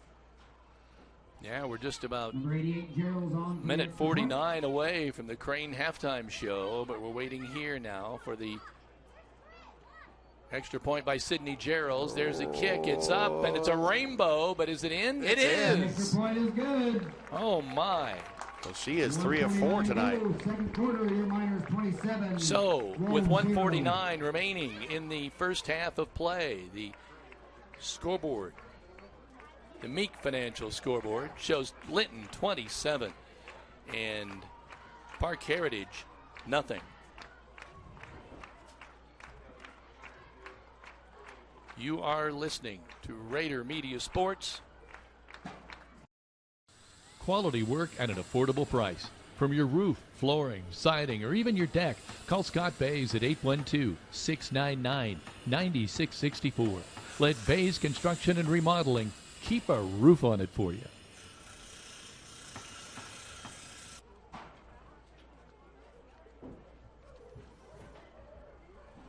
This is Jake Breedlove. Are you looking for a house in the Linton area? If so, call my dad, Jeremy Breedlove, with Dyer Real Estate. Contact him at 812-798-7899.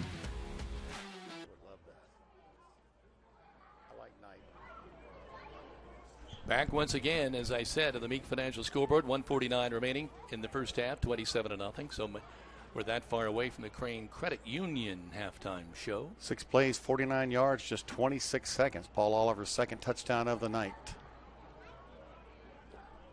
Getting ready to boot this off. Is that Oliver? Not Oliver, I'm sorry. 19. That's Josh Singleton booting that ball. It's kind of a loose ball at about the 27, but they pick it up and scamper out to about the 31.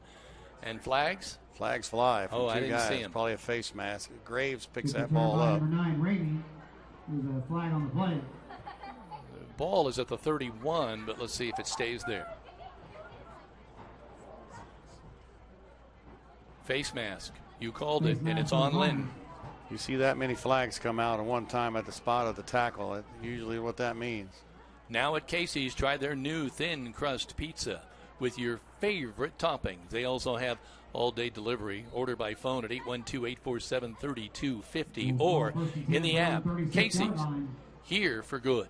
Well, it's just a 5-yard variety, so that's not too bad. So the ball rests at the 36 of the Wolves. They have a first down and 10. One wide receiver to the left, 2 backs.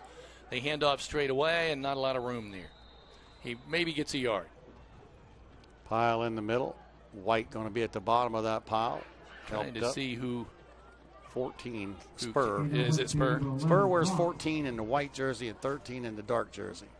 Tackle by the Miner line. That always throws you off. Yeah. Especially when I got in a computer all set for 13. Yeah. One wide receiver to the right. Working under Sutter. Quarterback takes the snap. Got a handoff going wide, and they could have blown that one dead. Down, now loose down. ball. What's the deal? Miner's going to have it. Oliver was the first one there, yeah.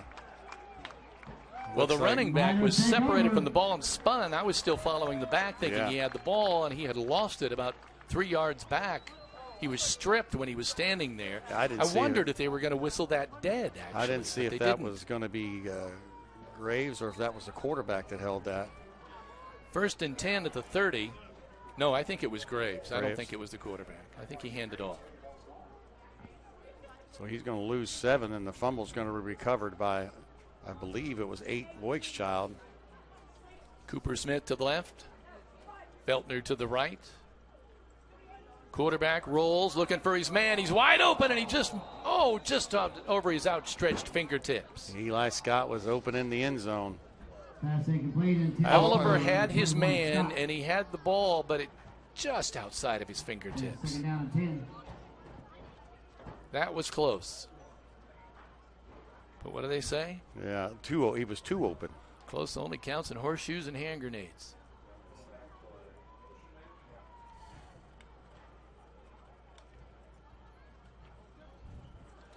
So, quarterback rolling to the left. Oliver tucks it. He's going to run. He's inside the 25, down to about the 22-yard line. Boy, that was a big hit. Boy, he hurt his shoulder earlier in this ball game, but he hasn't shown any signs since then, has he? Just a little stinger, I think. 35 seconds remaining. Let's see if they can try to get to the end zone here. They're outside the 20, trying to flirt with the red zone here. Oliver rolling to his left, looks for a man. He's got a man out there. It's picked off. Number 9. Keaton Ramey was waiting on it. He's running up the sideline now, and that's going to kill the Miners' chances of adding to the score before the end of the first half. And that's a disappointment there. You want to be able to go in for the kill and take that momentum into the end zone. Ramey baited him there by waiting until he was coming up from behind, and when Oliver threw the ball, his man was open, but then Ramey made his move. It's a good move by the defender. Yeah. 20-yard line, first down and 10 for Parke Heritage, and no doubt we'll probably just try to run this clock out. Wide receivers left and right. Yeah, you're well, right. Quarterback sneak. Rector outside the 20, maybe picked up a couple. Keeper by number 7, Rector. I don't think they're going to get another play off here in half number 1. So that's going to be the end of the first half on the Meek Financial scoreboard. The score, Linton 27. That's the end of the second quarter. And Parke Heritage, nothing. When we come back, we'll have the Crane Credit Union halftime show. Wherever life takes you, whatever stage, anything that you need,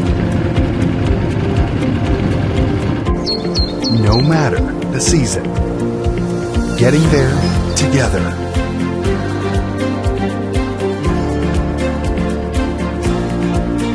We are ready when you are. Crane cares. Committed to serving you.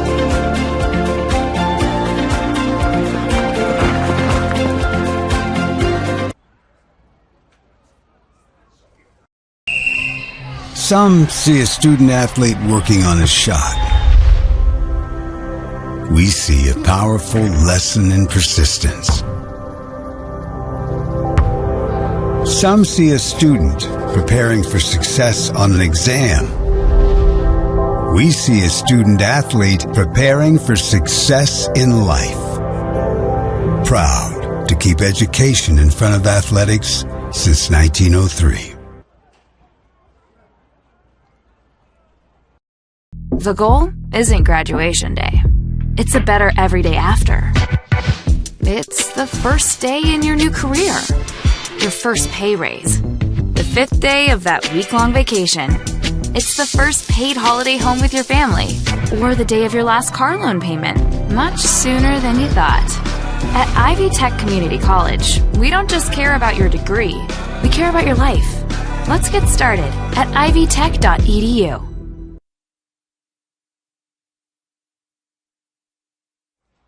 Back once again at the Roy at halftime, and welcome to the Crane Credit Union halftime show. And I have to make a apology here because we've had 2 turnovers in the first half. It was 1 fumble and 1 interception. Those are Jordan and Vaught Insurance of Bloomfield turnovers. There you go. And I did not get that in, so I apologize. The band getting ready to come out on this one. I know, Big D, you're still working on your statistics, but I know you can talk and add at the same time. You're a blessed man. This, to think we would be ahead at this point, 27-0, I think is a little bit of a surprise for you. Well, given that first quarter was 6-0, I think they had that 17-play drive that really looked like they were poised to put the ball in the end zone, and who knows what the – I think Parke Heritage is not able to stop Linton. Linton's going to only stop Linton itself. But the defense has there's been some areas of concern because Rector has led them running the ball up the gut there. I think he's got 30 yards and 8 carries, and it's unusual. Most all of them have been right up the gut, so there's something happening right up the middle. But I expected Linton to be ahead. I think that first quarter was a bit of a surprise. I'm a little concerned about the defense. Yeah, it was a great showing, but you're right about the Miners. If they had 1 pass play down here, they would have had 7 more. Yeah. And so they really are looking good. The band is now coming out here to entertain us, which is always kind of nice. Show features the Linton Stockton Marching Minor Band, Minor Cadets, Rifle and Flag Corps, Under the field direction of Miss Bryn Anderson. Black-clad uniforms. Yeah, I think we're going to listen to just a little bit of this on this halftime show. See what they play here for us.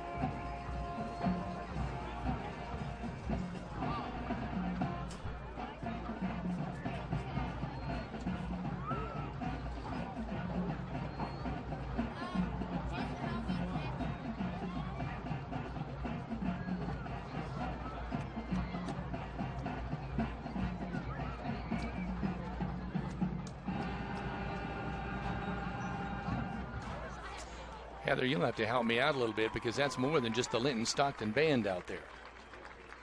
I mean, I see some girls here in the front and some flag people in the back. This is led to by Bryn Anderson as drum major, and you also have the minor cadets and the minor flag corps, both directed by Allie Walton. Well, they did a fantastic job. They're coming up here along the side. Big D, I'll turn it over to you here now on these stats. How's it shaping up for the first half? Well, as I look, of course, it's the first game of the year, which always means I've got mistakes that I have to correct when I'm at it. Oh, but I made a lot calling here, looks too. Looks like the Miners had an overwhelming amount of yards rushing, 194 on just 20 carries. So that's 9.7 per carry. That's 4 touchdowns. Parke Heritage, a low average, 2.57, 23 carries, 59 yards for them. Passing, the Miners were 4 of 7 for 69. Had that interception right at the goal line at the end. Parke Heritage 2 of 4 for 18 yards total wise, as I'm trying to gander where that might be on this sheet since it's been ages since I've looked at it. It's pretty safe to say the Miners with a pretty heavy lead on that. The Miners have been 2 of 2 on third down, only had 2 third downs. Haven't seen a fourth down. Fourth downs for the Parke Heritage Wolves, 2 of 6. First downs, the Miners have 12, but surprisingly, Parke Heritage has 8. And like you mentioned, probably the big story, really more than anything, is going to be the penalties. 6 penalties against Parke Heritage for 26 yards, 4 for the Miners. 3 of those actually came on the 3 consecutive plays, 3 offsides. Individually for the Miners, Oliver with 5 carries, 42 yards. Schonk, 6 carries, 57 yards. Both those guys with a pair of touchdowns. Volkschild, 4 carries, 45 yards. Eli Scott, 1 carry for 43. Ashton White, 2 for 4. Cody Pick, 2 for 3. The receptions have been by Christian Schonk for 16. Hayden Feltner for 12. Cooper Smith for 13. And Eli Scott for 28. 4 different receivers. We like to see that. As I mentioned, 4 of 7 for 69 yards passing. On the defensive side of things, leading the way with 7 tackles is Ashton White from the nose tackle position. 5 for Colton McKinnon playing the inside linebacker, where Goodman is usually at. 4 for Schonk as well. On the other side of the ball for the Parke Heritage Wolves, let me hit the button again. Caleb Rector, 9 carries, 31 yards. He has a fumble that was very costly. I don't know if it was on him or the snap was off. Damon Spur, 4 carries for 15 yards, 7 for 2 for Jared Graves, 1 for 4 for Harper Dawson, and 2 for 7 for Gage Clonks. 59 total yards. That's just 2.57. So we keep talking about the defense maybe not looking its best, but that's still pretty good numbers holding the team under 3. Passing 2 for 4, as I said, for 18. That's 1 completion, to Mills, Paul, that was the first third down conversion they made. Then there was a 3-yard or 2 spur that accounted for the yardage. Defensively, called Clonk's name quite a bit, 4 tackles for him, 3 each from Aiden Mizball and Caleb Rector. So, I think Parke Heritage has to feel fairly a little bit better about how they've been able to at least 8 first downs. They didn't get 8 first downs against Linton last year in all 4 quarters.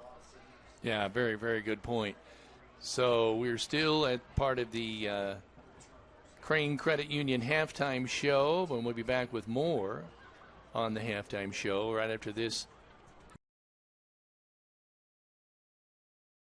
Tradition is so important in sports. Linton Sporting Goods has a 20-year tradition of offering Hoosiers the best in sports equipment and apparel. Dad got his letter jacket here, and now it's his son's turn. Mom brings her daughter in for volleyball, basketball, and softball gear. Sports just runs through the family, and so does Linton Sporting Goods. And don't forget, they offer custom screen printing and embroidery, all items, all sports, all the time. Linton Sporting Goods, Highway 54, where the winners shop.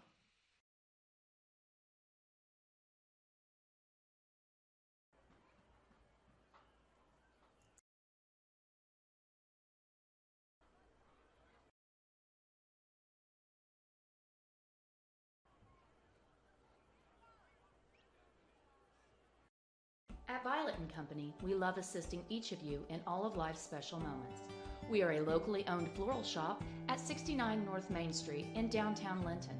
Contact us at 812-847-3208 to purchase your arrangement for any special occasion or stop in for that perfect gift. Stay in touch with us on Facebook under Violet & Company for upcoming events and to see our latest creations. We encourage you to live life in full bloom.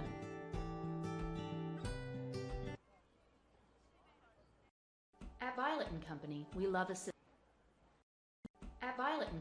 we love assisting each of you in all of life's special moments. We are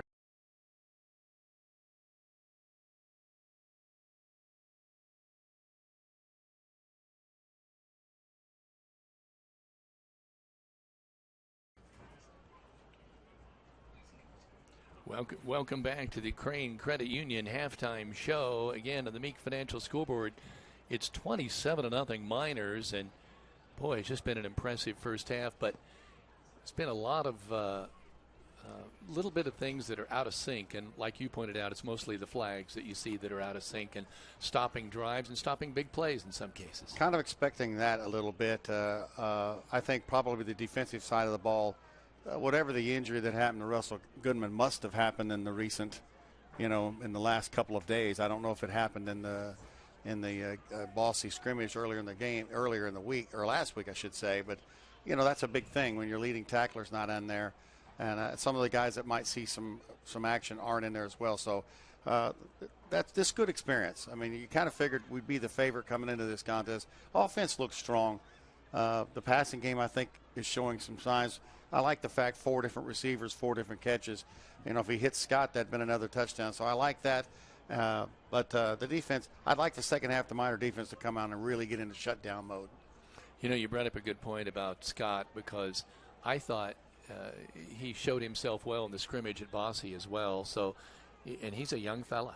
Well, he's had 2. Remember he started last year against the Parke Heritage. Guess I forgot that. Because of a guy wasn't eligible to play yet, and had a good contest in that one. So he's going to be more involved on the offensive side of things. So we got wing-back second, especially when you add Goodman back to the mix. I think the highlight in the first half has been Christian Schunk running the ball very hard up the gut. I think he's showing that he's going to be some firepower on the inside. And of course, we knew Jesse Voigtshad coming in was going to be able to kind of use that. We take a look real quick, Kevin, around the area. Some of the teams we'll probably see. Greencastle's in our sectional. They're ahead of Danville 14-7. North Vermilion, not playing North Vermilion this year for the first time. They're ahead of North Central 35-0. Heritage Hills and Southridge, another team we used to play, 13-7. Heritage Hills on top of that one. Sullivan and North Knox are 7-6, so I'm guessing that's a mixed extra point. Coach Barker and the Bedford North Lawrence Stars up 13-3 over Martinsville. Another team in our area, Cascades, in our section, are getting beat by Triton Central. Of course, a lot of teams are going to get beat by Triton Central. 22-0. North Putnam, another one in our sectional, getting beaten by a bigger North Montgomery team, 22-0. South Vermilion putting the wood on West Vigo, 42-6. Mooresville and Bloomington North are tied 14 up. Eastern Green across the county is down to South Springs Valley, 14-7. And LaPel, who we had a lot of respect for last year, they're down 14-0 against Hamilton Heights. Other area score to look at: Owen Valley 28, Brown County 0, and Western, who we face down the road a piece, they're getting beat 28-0. But I think their first 3 or 4 contests are against outstanding teams. So one of the other scores we want to look at is Washington and North Davies. That'll be a contest big in our area. Linton up 27-0 at halftime. This is Rader Media, home of the Miners. This is Jake Breedlove. Are you looking for a house in the Linton area? If so, call my dad, Jeremy Breedlove, with Dyer Real Estate. Contact him at 812-798-7899.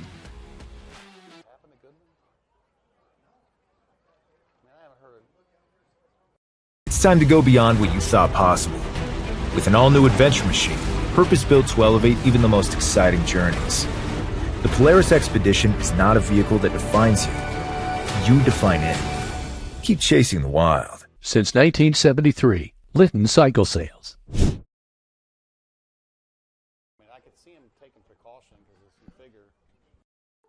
Are you looking to save on your TV bill? Mike Moran has Dish TV plans starting at $79.99 a month, including free installation, 3-year price lock, and 3 months free Showtime and Stars. And what about your internet? Is it too slow? Mike has T-Mobile 5G with no contracts, no data caps, $50 a month with debit card auto pay. So why aren't you calling the local guy? Mike Moran with Midwest Satellite, 812-847-8848. Call Mike. He'll treat you right.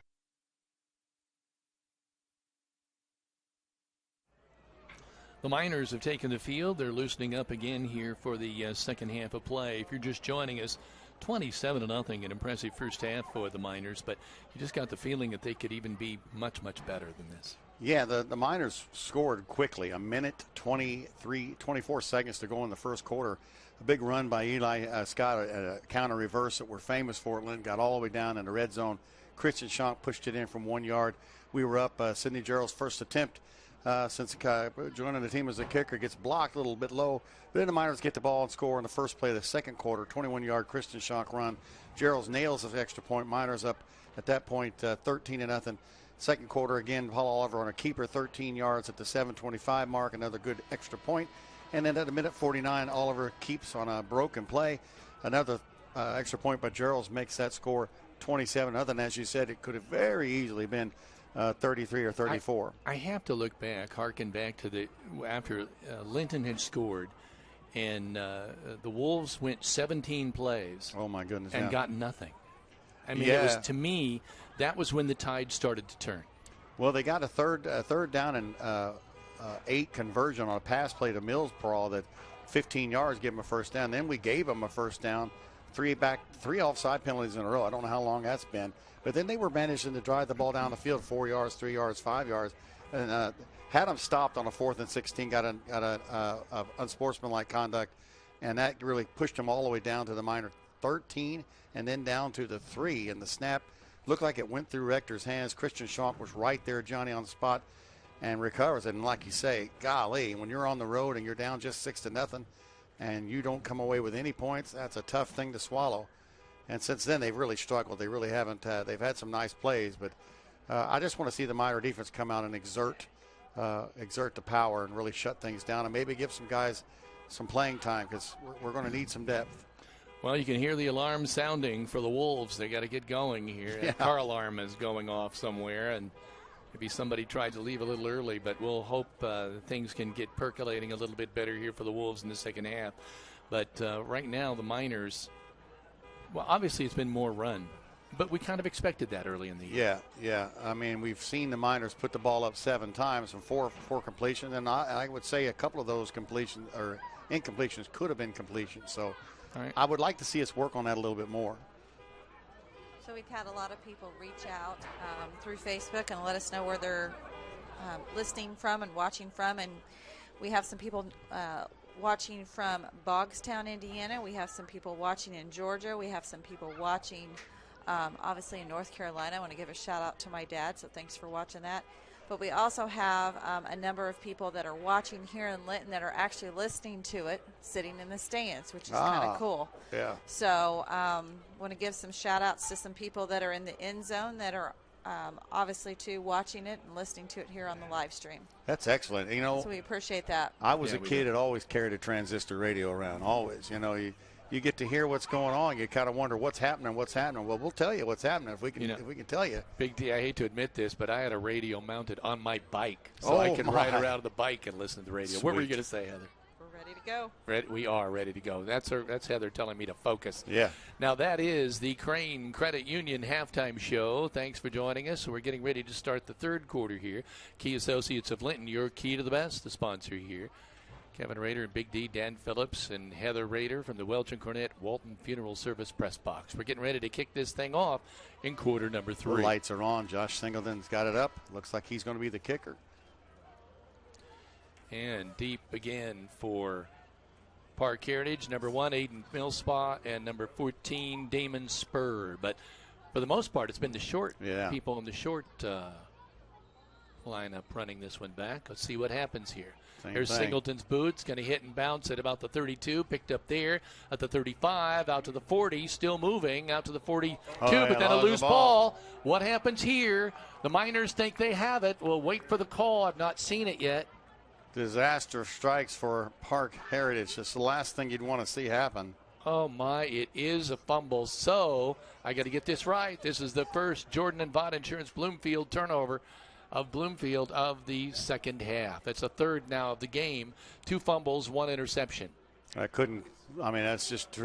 It was a great return. He was in traffic. Tried to get a little bit more out of it. Yeah, he was trying to get more out of it, and all of a sudden they just bent him over, and the ball was out. And that ball's going to be at the 43-yard line and gives the Miners a chance to jump right back into the end zone. And they should. This is the killer instinct you need to have happen. Christian Schonk will be the lone setback behind quarterback Paul Oliver, working from the gun. Hayden Feltner, I apologize, is wide to the right. And Cooper Smith will be wide to the left. We're waiting as the yard markers get set. Looks like the same starting unit that we talked about at the beginning, other than Goodman. It looks like Eli Scott is at that wingback spot. The lights are now playing a big part of this. Oliver will fake. He'll roll to the right. Now he'll tuck it underneath and run. We got a flag out. He's at the 35, the 20, the 15, but there was a flag out as soon as he emerged from traffic. And oh, no. Boy, Christian Schonk is limping. Yeah, he's took his helmet off and threw it, and now limping his way. Yeah, that's probably the last we'll see of him. We'll see how serious it is. He's trying to fight through it. He's a tough kid going to St. Mary of the Woods on already an offer. He knew it immediately, but boy, that was a huge play that's going to be called back on a penalty. Sorry, I was watching Christian. What was the call? Did they have they signaled it holding. yet? It certainly was a holding. It was holding, okay. Looks like he got down to the 41-yard line, so they'll give him a 2-yard credit, but that takes off and that's a lot of mistakes on the penalties. And 49-yard line now, the Miners. Christian getting some work there with the ankle, so maybe even if we don't see him back today, maybe it's not severe, and that would be a good thing. If it's a high sprain, that's where things get tough. 27-0, 11:44 remaining here in the third quarter as the Miners break the huddle. Here we got a sideline warning as well on the Miners as well, so we'll keep an eye on Parke Heritage. Wide receivers left and right. I didn't see that. Here's they're going to hand off. Working on the right side. Voigtchild. He's out across the 45, down to about the 43. I didn't think he was down. And I'm not sure he was either. But they're going to put the ball at the 43. Yeah, he looked like he was down at about the 48 and somehow managed to get down to the 43. That was a great pickup for first down when you had that many yards to go. It's still 2nd and 11. Yeah, get some of those yards back. That is 53 yards for Jesse Voigtchild. Okay, 2 wide receivers left and right, 2 wingbacks. Oliver's going to roll to his left. He's got Ashton White to block. He tucks. He's going to run up inside to about the 40, and that's where they're going to stop it. batting number 43 and 50, who we it's going to be 3rd and long, about 7. Don't really have a name for number 50. Tackled again by number 50, Gaines. Is that on there? Yes, Carter Gaines. Games, G-A-M-A-E-S. A junior, 6-footer. Check my So here we go, 3rd down and 8. Ball resting at the 40 of the Wolves. The Miners, to get close, could probably make this 2 plays. They're going to hand off. Going on the right-hand side across the 40. Now some movement. Voigtchild, the 35, the 30, the 25, the 20. And I think he's out of bounds. And now we got a flag. I think he was too far out when they were dragging him down. Going to be a face mask, I'm sure, at that area. Number 8, Jesse Voigtchild. I'll tell you, number 8, Jared Graves was really upset coming out of that pile. I couldn't see in the far end. The run's still going to be good for a Linton Miner. Yeah, it's a Linton Miner 1st down as Aaron Lynn makes the call on the PA. I love that. He switched directions. So it is in the team ortho red zone. And so they're now do a half the distance call. So see where they put it. It's right now at about the 2-yard line. Is it the 2 or the 3? Oh, now a flag already. They break the huddle and there's an automatic flag.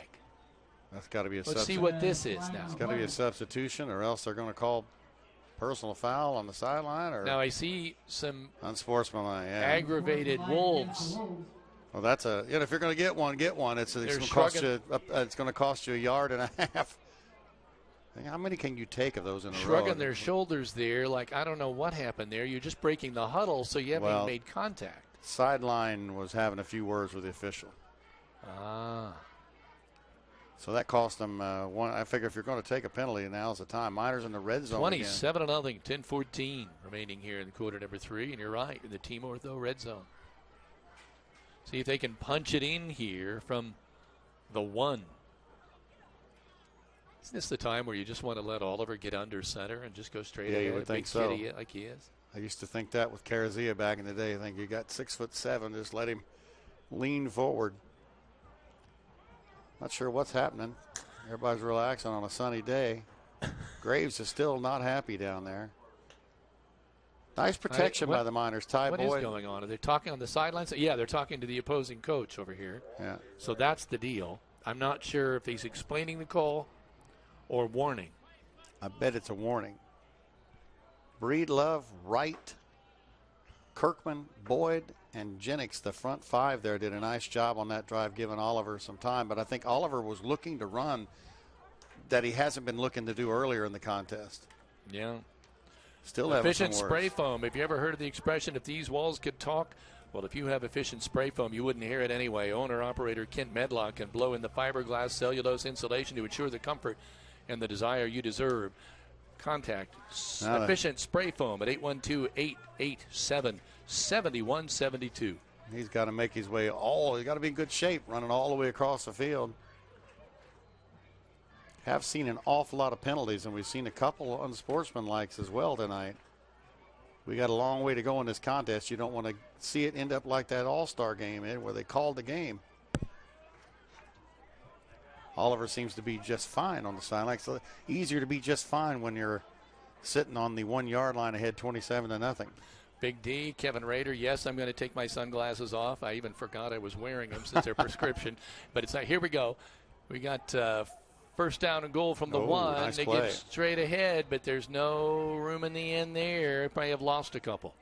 Yeah, Graves took out that anger by making a nice play on Voigtchild. Keeps him out of the end zone. Jesse's still looking for his first touchdown of the year. Pushes him back to the 3 yard line. Under 10 minutes in the third quarter. See what happens. The Miners break the huddle. Oliver, as usual, working from the gun. He's going to give straight ahead. Again, they're trying to power their way down there. I don't think they got in again. Stopped just shy of the goal line. And when I mean just shy, I mean by the length of a football.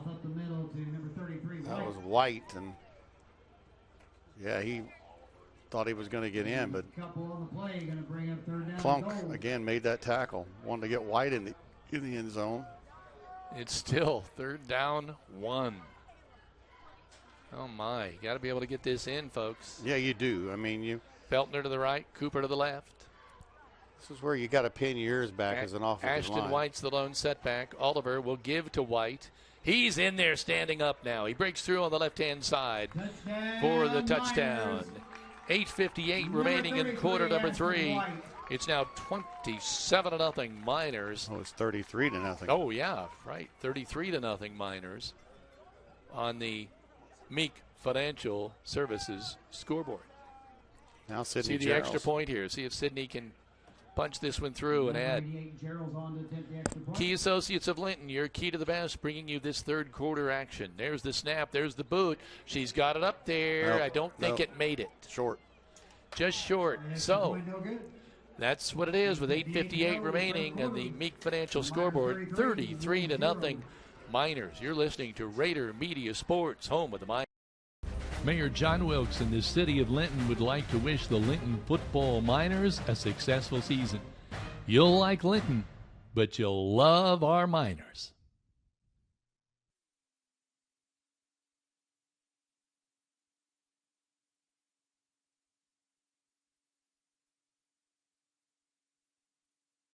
Have you ever heard the expression, if these walls could talk? Well, if you have efficient spray foam, you wouldn't hear it anyway. Owner-operator Kent Medlock can blow in fiberglass and cellulose insulation to ensure the comfort that you desire. Just call Efficient Spray Foam at 812-887-7172.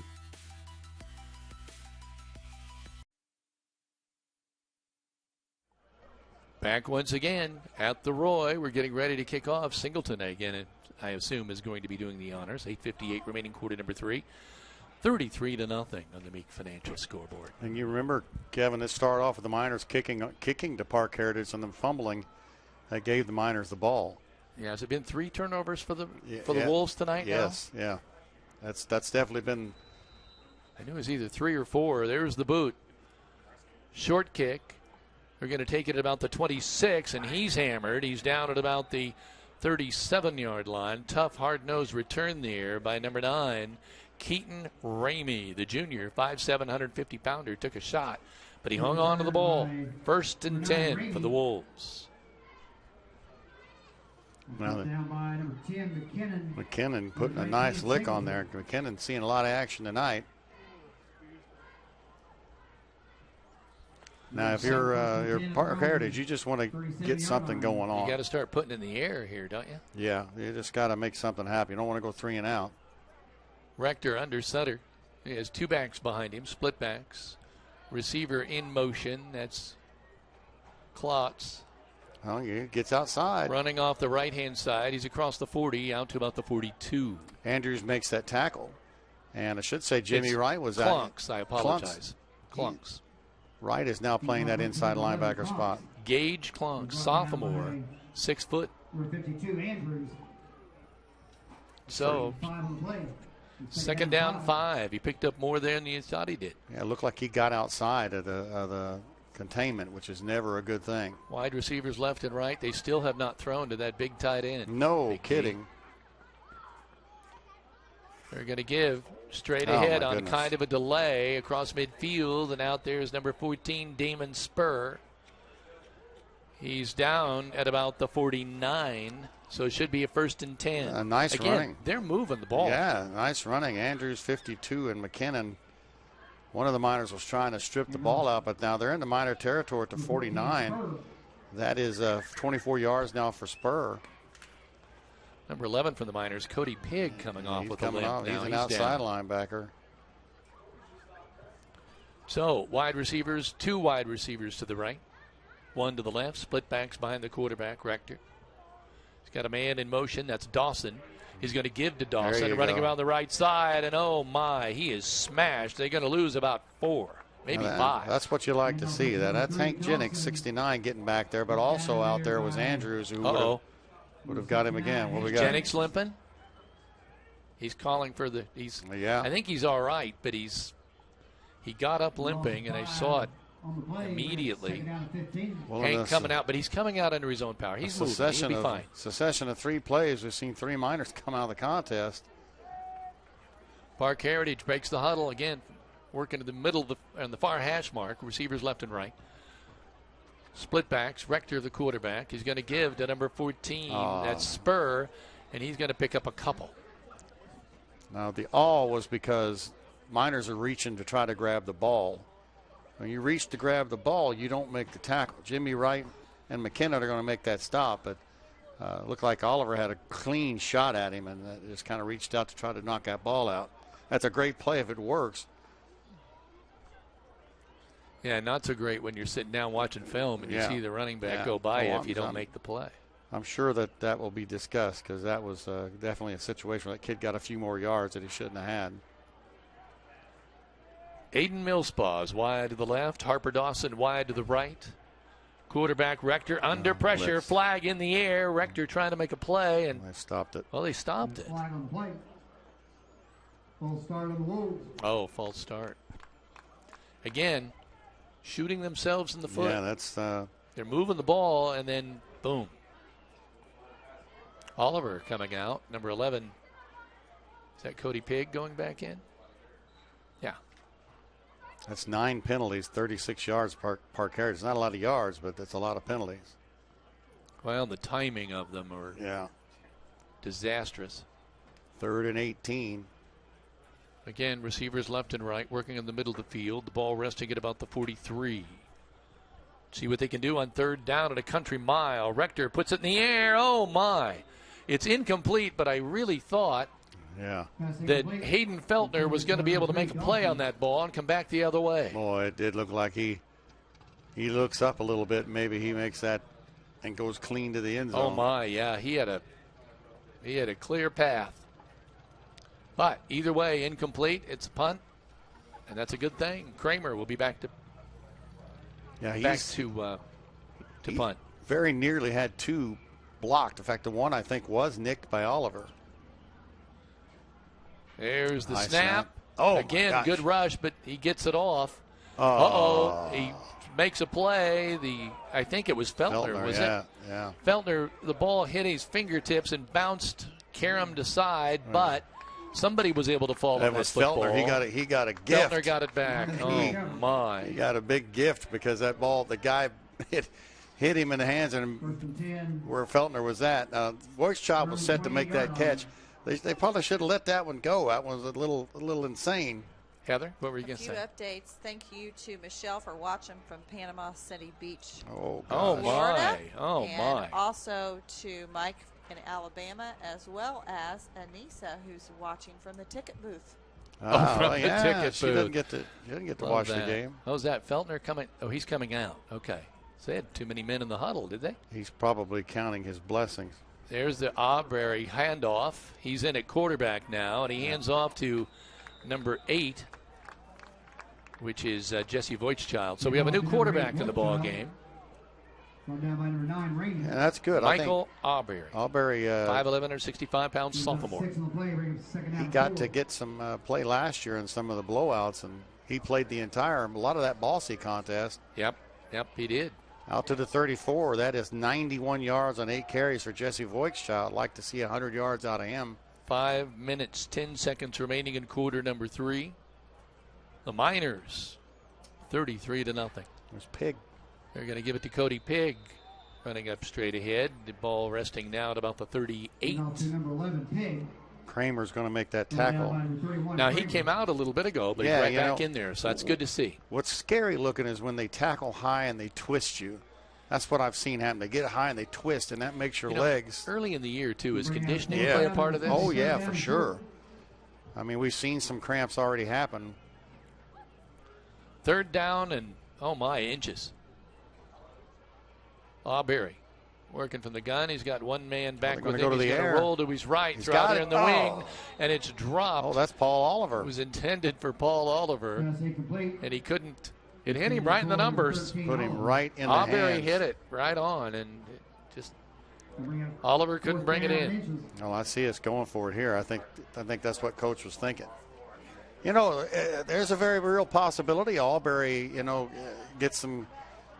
This is a possibility. I think this is why we're seeing it, to give us that passing game if Aubrey put it right on the nose. Yep, Auberry Oh, waiting got for him, the snap. got him. Pig in motion. Kindness out of the officials. Kindness. Trying to Auberry draw him still off. waiting for a man in motion. He fakes, going to roll to his. No, he did hand it off. He barely got it out I apologize. He handed it off to White. 33, White. Yep, White. Brought down by number 31, Kramer. Kramer got him, but White. So that run's going to be good. I think if I was to tell Ashton one thing, I'd say he just needs to put his head down and just hit the hole. Yeah. He kind of running like he's standing up a little bit, and they're able to slow him down. You can't be real hesitant. Sound like I know I'm a coach, and I'm not, but you kind of see things when you're up here higher, But which I'm you- loving. Now you can say you play one on TV. That's right. Oh, Auberry. The snap and the gun, he lost control of it, but wisely fell on it, but it's way back at the 31. So it's going to be a country mile on the next. Yeah, now they're going to have out to. of the And huddle. this is good too, because I think this helps us in long situations. You know, you got to learn how to turn a bad into a good. You are Mr. Positive tonight. I'm not used to that. I'm not either. I'm not either. Just don't That's count on good. it. That's Don't good. count on it being all year long. All right, Week one. receivers left and right, wingbacks both sides. Auberry in the gun. He's going to give on the jet he sweep, cuts coming back. back the other way. Oh, nice That's Voigt's cut. child looking at the 45. He's at the 50, the 45, and they finally run him down at about the 47. That First was a down, 10 Miners. Tremendous cut at about the 45, left number one They on his butt. needed 17, and he got about, what, 25? Well, I can tell you in just a few seconds, Batty saved a touchdown. They're going to call him down, what, about the 43-yard line? And that Paul Oliver hasn't even gone to the huddle the last couple of plays. You know, 25 yards. That gives Jesse 116 yards on 9 carries. Oh, my. Auberry. First down. He's going to fake. Roll to his right. He wants to put it in the air. He's got looking him. long. He's got his man. That's Oliver. He pulls it in. Touchdown. There you Miners. go. Boy, I tell you what, you see something like that, that's going to make you think. That's going to make you think if you're a coach that, hey, I got that opportunity in there. Of course, now anybody could have been open like that. Auberry put that one on the nose. A nice catch. He nailed it. But again, he had protection. He was sure able did. to do that. 43 yards. Great play all the way around. Wow, 43-yard bomb. 39-0, and that was impressive. That was pretty, and what you like about it was that was your backup quarterback. Sidney Gerald's in to attempt the extra point. The snap, the placement. bad. Bad snap. They couldn't get it down. They tried to throw the ball out here. Nice play by McBride, though, really, truly. Tried to make a play out of it, but couldn't do it. The holder just had a problem pulling that ball in. Yeah. Now, Sidney Gerald's didn't even have a chance to put a leg into that one. No.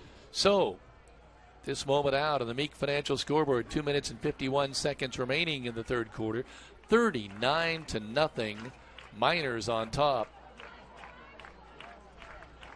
This is Rader Media, home of the Miners. Now at Casey's, try our new thin crust pizza with your favorite toppings.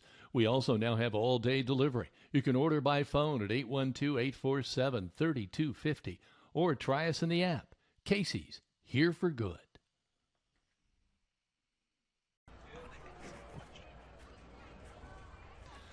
Back once again here at the Roy, waiting for the kickoff. Now we want to tell everybody, introduce you again if you didn't hear it on the pregame. Braden Crines is working with us and working the camera. What do you think? It's a great game. Man of many words. Hey, he's the hardest worker. He's one of the hardest workers I've run into. He's like an offensive lineman over there. He doesn't really get any credit, and he's the one that's bringing us all the pictures out there. You're watching all your classmates out there having fun, and you're in here working? Oh, yeah. You were told us earlier, though, about what was some big things they were going to do tonight for a Subway sandwich?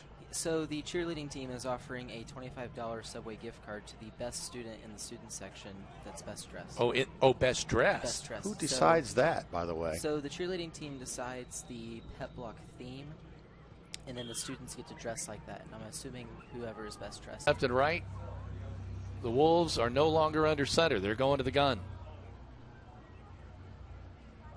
Rolling to the right, quarterback has some freedom to run. He's down at about the 49. You see him here running as he goes. That was Graves, number 8, I believe, or Rector, did you say? Yeah, it was a quarterback, Rector, yeah.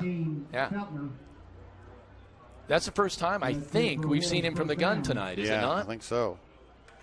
Filtner makes that tackle, and he gets a good pickup right up to midfield. So Rector with a decent. He has wheels. Yeah. I mean, you see that when he gets out in the open. He really, now he's back under the under center. Boy, I think I'd put him in the gun.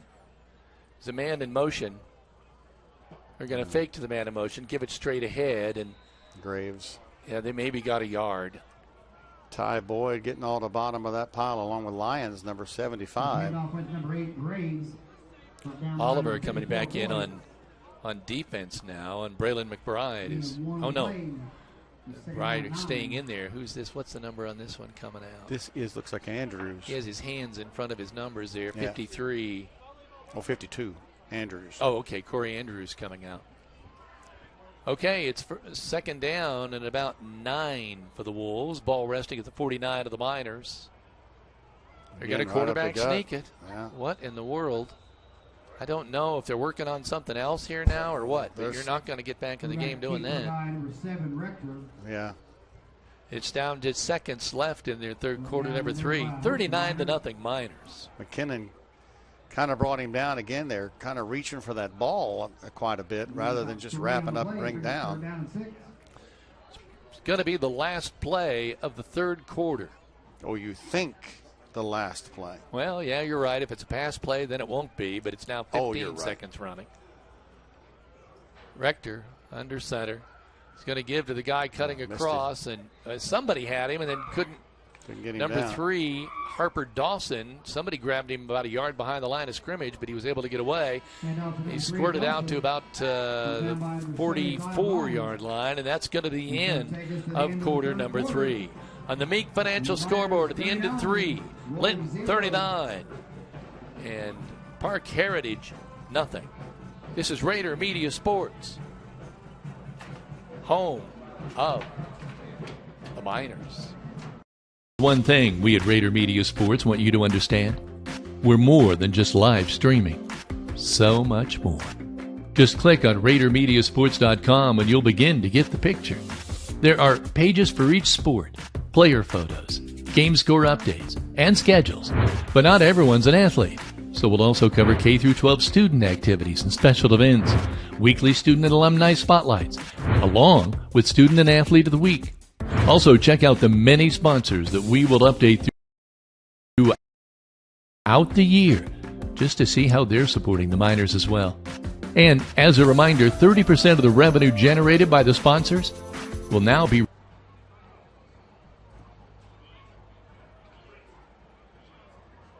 The fourth quarter sponsor, Key Associates of Linton, your key to the very best. I'm Kevin Rader, broadcasting from the Welch and Cornett Walton Funeral Services press box, along with Big D, Dan Phillips, and Heather Rader.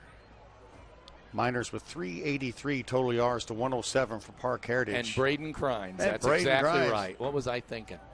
Turn to the right. They're off tackle here, and I think that's number 6.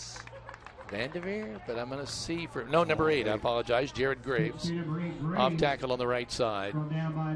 He's been kind of a workhorse tonight for them, hasn't he? He was last year. He's got. Let's see where they put that. Miners should get the ball Miners take over to the 41-yard line. Graves. He's got 9 carries on just 6 yards, so he's been stopped a majority of the time.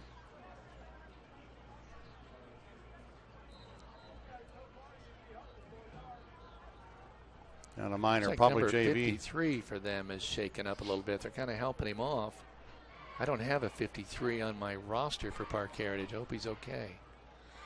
For the lineman. Receiver wide to the right. Is that Paul Oliver out there? I think so. Uh-oh. Aubrey has some trouble. I don't know if he was faking to somebody or missed the handoff. But he was thrown for a big loss. Somebody went to the wrong side, and I believe Melton. Oh. Isn't that beautiful? Yeah, Burgess made that show stop. Up in the, yeah, that's pretty. In this flock of birds flying in perfect formation, as you always expect, off into the sunset. I thought you were going to say a flock of seagulls heading off to the. Oh, you guys. Are you going to start singing if I do? There's No. another one. Auberry takes the snap, gives it back on the inside reverse, coming back the other way, but not much room for Cody Pigg. He's spun down at about the 37. 211s collide out there. Again, it gets twisted and spins down. They're going the same place, aren't they? Yeah. It's not even cold yet. Yeah. That's Cody Pigg's 4th carry, so he's going to be active this year. Had his hands over, had both hands on the ball there, and now 11 goes out. Harper comes This in. is interesting with Auberry in that quarterback and Oliver in at the receiver. This offense is interesting. They're going to give. I thought they were giving to Ashton White, but they Nice didn't. grab. That is a laser pass to complete out to the 48-yard line. Who pulled that in? Voigtchild. That was Jesse Voigtchild pulling that one in. Fantastic. But I think you nailed it though. Albury drilled that ball in there. It does give you food. Does give you food for thought. And we do have a shout out on Facebook from J.R. Voigtchild Ah. watching the live stream from North Carolina, and he says, "Go Jesse." Yeah, well, he's doing it. He just made a Good great timing catch. on that one, Heather. 14 yards. You couldn't have rolled the dice better on that. He made a great catch. Had to turn around a little bit to make the catch. Yeah. In traffic, and that was a laser. Auberry brings him out, man in motion, going wide to the right. He gives straight ahead. Power man, running down to about the 40. 24. And we'll see 24, if you say that is Garrett Christian. Is that right? Fullback, Yeah, I yeah, believe 5'11", 175-pounder. Good size, held on Good the ball. run. Got down to the 41. He tucked it in there, and so it'd be second and, I would say a short 3. 8:48 remaining here in quarter number 4. The Miners driving again here, but more importantly, they're just eating time off the clock. This is definitely your second, third units in a ball game. John Kenworthy's a wide receiver off to the left here. They're going to give it in. Cody Pigg at the 35. Yeah, He's at the 30, down at the 25. And is that yet? Cody Pigg, great run. Boy, he had room to roam coming around here on the left side. Mills Paul makes that tackle, but boy, I think there have been 2 more yards. We'd have had a hit in the back. The kid tried to hit him in the back, and he missed. He whiffed down to the 26-yard line. Cody comes out. John Kenworthy, Kenworthy was already in. Auberry is going now into the huddle with a play from the sideline. Got some different linemen in there. You got the, I guess I could see it, 56 is in there. That's Brett Anderson. Noah Parker wide to the right, 34. Kenworthy wide to the left. They're going to give straight ahead. Inside the 25, down to about the 24 is number 24, Garrett Christian again, the freshman. I kind of like, he's got some good size, runs the ball hard. He does run hard. These are the kind of games where these kind of guys get an opportunity. Make a play, and when you need a running back, you might get a few more reps. And with, they're still having trouble with, obviously with Christian Shonkas. He's been on the ground working on his leg. Now they're kind of looking at his knee. I didn't see it. Avery Puckett. Oh, yeah. Gotta love Avery, number 35. Always remember the touchdown pass or the conversion it was that he caught against the Sullivan Golden Arrows. And obviously, anytime that happens, it's a beautiful thing. Penalty against the Miners. He's Big watching us on the live stream from Tennessee, and it says, "Shout out to my boys in red and blue. Go Miners and go Navy." Oh, yeah. You betcha. So we missed this. There was a penalty? Yeah, a big one. So Hank has been thrown out of the contest, and they know what that means, friends. He's not going to be around next week to play. And that is humongous.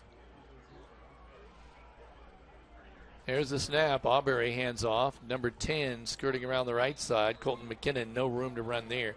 So what happened on that play? I didn't even see. I don't know, but that's too unsportsmanlike, I think, both on Hank, and when you get 2 personal fouls, you're tossed, and that's bad for the team, because now you've got a guy who's your leader on both sides of the ball not going to be in the contest in the game that is going to matter. And then if Goodman's also out next week, yeah, we're already in. We're kind of already in trouble there. We missed that, and that's.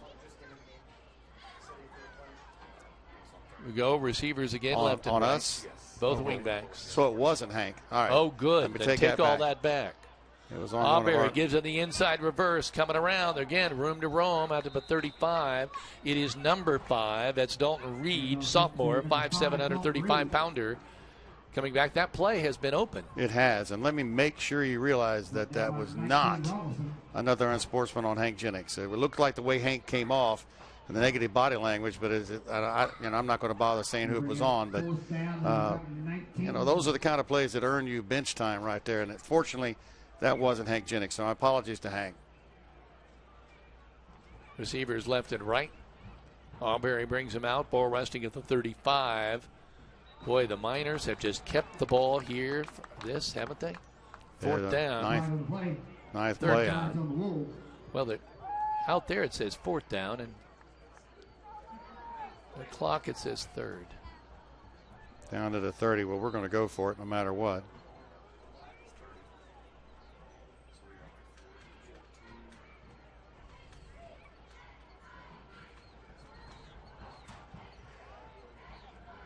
Could go to the air. You wonder if he'd go to the air in a game you're up 39-0, but when you need to work on it.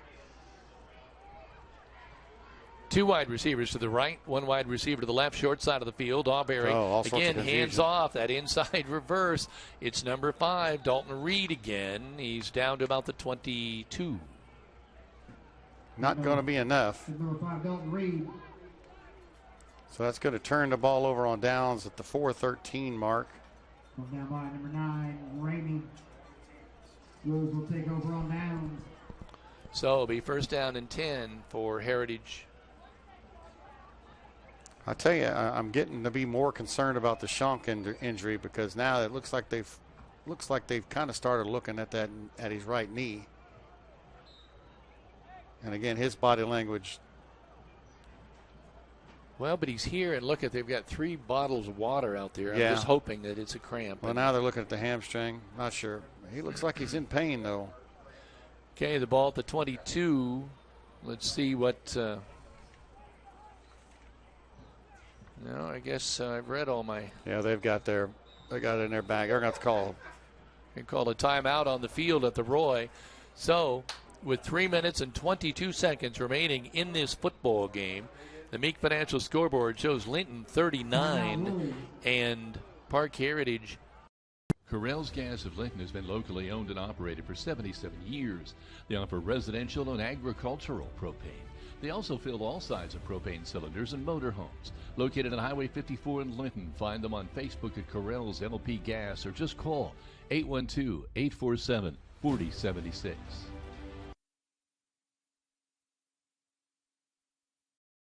When it comes to real estate, it's all about location, location, location. Greene County native Corey Motter serves Greene, Owen, Monroe, and surrounding counties, so he knows all about your location. Reach out for a free market analysis to get to know the value of your home. Whether you're buying or selling, you'll want to close it with Corey.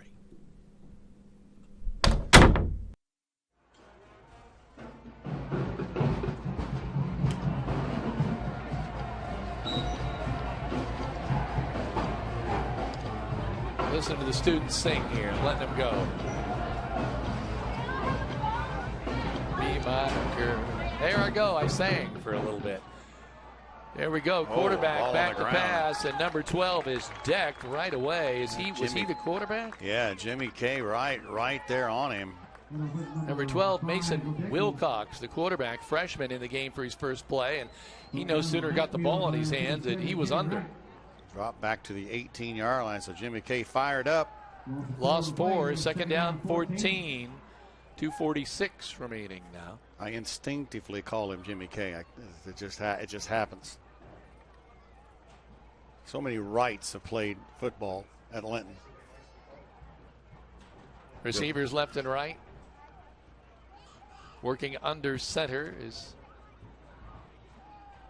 number 12, Mason Wilcox. Now we got a whistle of the man in motion. No sooner than Jared Graves get delay of game against Parke Heritage. Wow, they started the game, and I thought it looked like it was going to be a competitive tilt out here, and it just never materialized. Eric Chansey lined up at nose tackle. Yeah, I see that. Some dark smoke over the crowd here. Ball on the ground. There's a ball on the ground, and as I was thinking, are the Miners going to get another chance? They are. It is. They will. 20-45 with the recovery. 45 for the Miners is Taheem Paby. So the ball now inside the 10. So we're in the Team Ortho red zone again. And that was also a Jordan and Vaught Insurance of Bloomfield turnover. About our fourth or fifth one of the game. Yeah, I'd have to take a look and see. But so the Miners break the huddle, and we'll see. They might take a knee. You know, it doesn't look like it. Who is that? That's not 22. That's not Aubrey. 19 maybe? Is that what it is? 16. Hands off straight ahead. 16. That is Harrison James, freshman, 5'10", 155-pounder, in a quarterback. Handed off straight ahead. 24 had the ball. And that is Garrett Christian again, freshman. So that makes it 2nd down 9 with 47 seconds remaining in the game. Clock's running.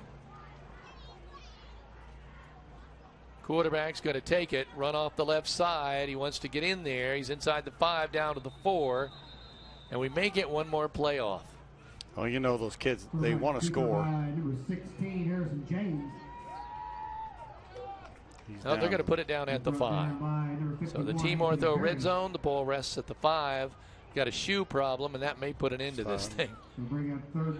I don't know. Is that the quarterback? Yeah. He's not in a hurry to call anything. 13, 12. Some players are starting to make their way toward. And that's good sportsmanship, honestly. 7, what 6, you like to see. 5, 4, 3, 2. That's going to do it. And that's your ball game. Final score, Miners 39. The end of the game. We are in the Welch Cornett Funeral Services press box with a final score of 39-0. The Miners win this one going away. And on the Meek Financial scoreboard, 39-0. Now we'll have our player of the game when we come back, but let's take this moment out as the teams congratulate one another on a good ball game. You are listening to Rader Media Sports, home of the Miners. And Miners are back in action next Friday night. Right back here at the Roy. 7 o'clock start against the Decatur St. Teresa from Illinois.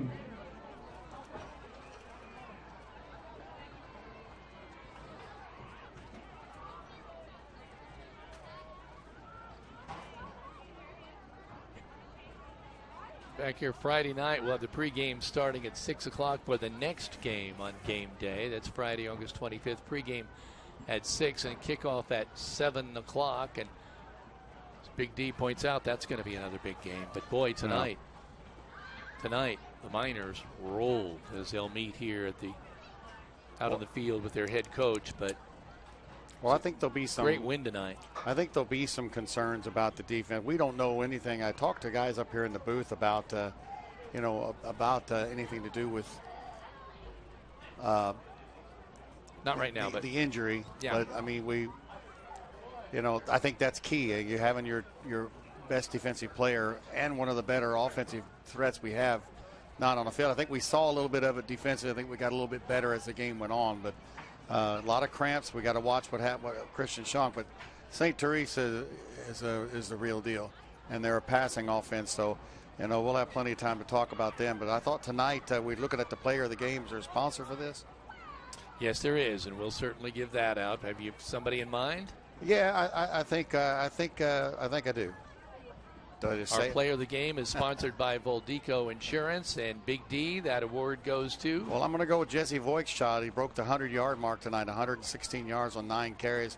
Also had a nice catch for 14 yards. Really, anybody could have been it, to be honest with you, but he had the yards. Schonk had a good game as well, but you got to award a guy with a tough nose that got 116 yards, just a junior. Looking for big things out of Jesse this year. He picks up right where he left off last year. He was running that hard at the end of the year. He had 500 and some yards last year. You consider that was with Hunter Jennings back there, and then also Hunter Johns as well.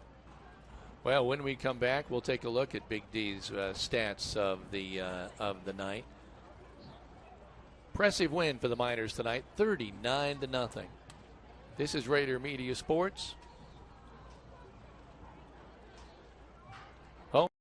very patient-focused. We care about you as a person. You're not just a number in your insurance card. We really do care about getting you better. We do provide such a tight-knit group of providers and staff, people that they live in the community with who are invested in their care. They get good service, they get timely service, they get providers that are well-trained, and they're going to get taken care of.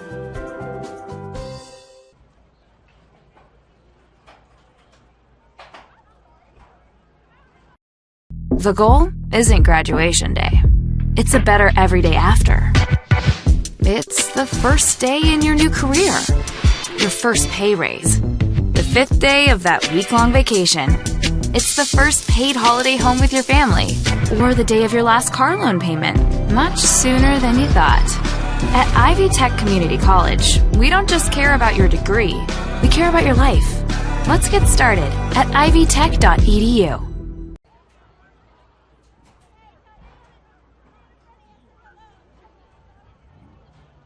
Welcome back to the Roy, and I wanted to check in with Heather here. We're still waiting. Of course, we'll go over some stats, and we'll talk to Coach Oliver yet on this post-game show. But, Heather, I wanted to say, first of all, it's the first time we've ever done this. How did everything go tonight? I thought it went well. We had lots of people checking in from multiple states, which makes us very pleased because they're supporting the Miners from afar. And that's kind of what you're thinking about when we do this, that people Right. who couldn't see it otherwise have the chance to see it. I think kind of the misconception is that with the live stream is that when you hear live stream, you think that it's taking away from a gate or it's taking away from being live in the action, and that's not our intent, and I think any intent at all. It's that you're able to have the athletes be able to have the opportunity to go back within 24 hours and be able to watch the game, or maybe have parents that live out of state, grandparents that live out of state, be able to watch their kids and their grandchildren and nephews and nieces. And I think one thing I'm pretty proud of from a perspective of this project is that we're featuring sponsors in the community. We are having the opportunity to show those games to others. And one thing I think we're really extremely proud of is the fact that we're going to have students involved in this production. And we're already off to a great start with Braden. He did a great job. He has been phenomenal on the camera. He's been phenomenal in the fact that whatever we've kind of suggested, he's ran with. And this week he came to a ball game on Thursday that wasn't required for volleyball, and actually delved right in And did a great job there. and did an awesome job to be able to follow volleyball. And he actually mentioned something in our club meeting that he wished that Linton had men's volleyball. And I played volleyball in school. I miss the sport. I love being in the gymnasium and seeing the family atmosphere, the teammates. And so we want to be able to give people the opportunity. And we had a sponsor that just wrote and said that they're a little bit under the weather, so they're watching at home, and that's what we want to give people, the platform and the avenue, that no matter whether they come to the game and then go home and watch the game, or whether they're ill, they're out of town, they're supporting maybe another child's game that evening, to be able to go back. And what an incredible opportunity to have this talent sitting beside me, between Kevin of 50 years of broadcasting and Dan almost 30, and you two just jive so well. And you have for the past couple of years. Yeah, from the get-go, we really so excited. First game, and I want to echo what you're saying. We would love everybody to come to the game. If you can come to the game, I think you should be here to support it. But the great thing is that you can watch this till 9 o'clock the next night. Is this right? That's correct. Till Saturday night. So you got plenty of opportunity to watch it. And we should add that when the year is over, all of these will be back up, so they'll be able to relive and go back and watch. I just keep thinking how busy you two are going to be. There's a lot of sporting events that are going to go on, and also the student highlights and all that kind of stuff like that. I just get to show up and keep the stats, so I kind of like that. Well, and I think people love it when you do. They love listening to you. From our perspective, and anyone that knows us as a couple know that this has kind of been our child and our project, our baby, since we began discussion of this, and it's so nice to be able to sit in a different type of role. Yeah. Something that I've never done before, which is produce and direct, but to be able to try to sit alongside both of you and our student assistants and work with Darren and work with the school and work with the admin, and we had so many opportunities this week to meet some other people in the school system, in the IT department, in the maintenance department, different. Oh my! We need to talk about how, and I know we're going to get to your Oh, stats here in a minute. I got another baton. But there were people from the school who worked inside here, in both maintenance and IT, who helped make this possible. Right. And without them, we would not be sitting here. So I know we've given a lot of credit to the sponsors, and we need to, but we also need to give credit to the unsung heroes from IT and maintenance and the school that helped make this a reality for us. And we've had a number of educators that have reached out within the school saying, hey, we've got some project that's coming up in February. We've got some project that's coming up in April. We've kind of got you on our radar, no pun intended, radar, that we want you to be able to feature this. We want to be able to have you showcase this to maybe the parents. And one thing I will mention is this weekend, the junior-senior class is holding a fundraiser, and students have the opportunity to purchase the right, so to speak, to be able to paint their parking spot. Oh, yeah. And the money will go to the junior-senior class fundraiser, and that's happening tomorrow and Sunday. So we're going to actually come out. We're going to get some video. We're maybe going to do a little bit of interviews with some of the students that are going to be painting those spots. This lot was gravel when I was coming to school. There was no painting. There was no painting. And it's kind of been a tradition in years past that the seniors painted their parking spots. Yeah. But now they've opened this up. Going to give the opportunity. It's a junior-senior prom for the second year in a row. So really excited to see how that happens and how it is moving forward. And with that, Big D, you want to dive in? Well, let's just hope that the weather stays like it is. It's supposed to be hot next week, isn't it? Well, we want to mention we did see Christian Schonk being helped off, and hopefully he's just having some serious cramps, but he certainly looked like he was in a lot of pain, so our thoughts are going to be with him. Hopefully Russell Goodman will be all right. The Miners tonight rack up 515 total yards of offense, unofficially, of course. 389 of that's going to be on the ground. That's basically where the Miners did their damage. Like I mentioned, Voigtchild with 116 yards. I didn't have any touchdowns, but he put us down inside the red zone many times. Behind him is 89 yards from Garrett Christian. Had a couple nice gainers. Came in late in the contest. 57 yards from Christian Schonk, 2 touchdowns. 47 from Paul Oliver with 2 touchdowns. 21 from Cody Pigg. 9 from Ashton White. Eli Scott with 1 carry for 43 yards. Colton McKinnon had 1 for -3. I think that was a ball on the ground. Dalton Reed with 2 for 16. Mike Alberry with 2 for -10. Harrison James 1 for 4 passing. 4 for 7. We really didn't put it in the air in the second half with that lead on our first team. The second team, Alberry, he looked pretty dang good. He put 2 of 3 on the mark for the 57-yard touchdown to Paul Oliver. That was nice to see that happen. Schonk caught 1 for 16. Voigtchild 1 for 14. Feltner 1 for 12. 1 for 13 for Smith. And 1 for 28 for Scott. So I like seeing that there's 6 names right there. Defensively, 7 tackles, Ashton White. They kind of stopped going up the middle. Colton McKinnon in the substituting role tonight for Russell Goodman. He had 9 total tackles. For the Wolves, Caleb Rector led them with 47 yards on 11 carries, followed by Damon Spur with 6 for 26. Graves 9 for 6. Harper Dawson 3 for 1. 3 for 12 from Gage Klunks, I should say, and 1 carry for -4 for Mason Wilcox. Miners hold the Wolves at just 88 yards rushing, 106 yards total, because they were 2 of 5 passing was Caleb Rector for 18 yards. One of those to Mills Paul for 15. The other one was to Spur for 3 yards. Defensively, 6 tackles from Klonks is going to lead them. I think the Wolves come out of here thinking to themselves, eliminate the penalties, eliminate the turnovers, and we have a fighting chance. I think they showed that they're a team on the rise, and they're a young team, and they just got to keep what they're doing as they go into their Wabash into that conference they're in up there, they really aren't going to face a team of Linton's talent. Really, most South Vermilion perhaps are going to see. And I got to mention, Sullivan is now taking a big deciding lead over North Knox, 34-6. Eastern Green is down the Springs Valley, 20-14 as far as the immediate area. Bedford North Lawrence is up on Martinsville, 19-9. We always talk about that because Coach Parke, of course, was a center here at Linton High School, and part of them really good teams that almost got to the state final. He can shoot me for that later.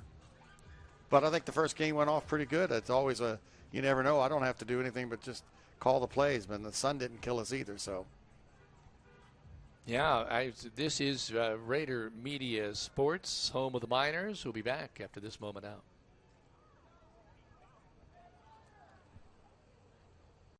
At Indiana Farm Bureau Insurance, we're not just good at insurance. We're good at Emma and Jake's just baby-proof their 2-bedroom bungalow to prepare for baby number 1 insurance. We're good at Madeline and Chance's just gave in and became minivan people to make room for baby number 2 insurance. And we're good at Gabby and Nate's just moved to a house with a bigger backyard to welcome fur baby number 3 insurance. Start with Indiana Farm Bureau Insurance and stop knocking on wood.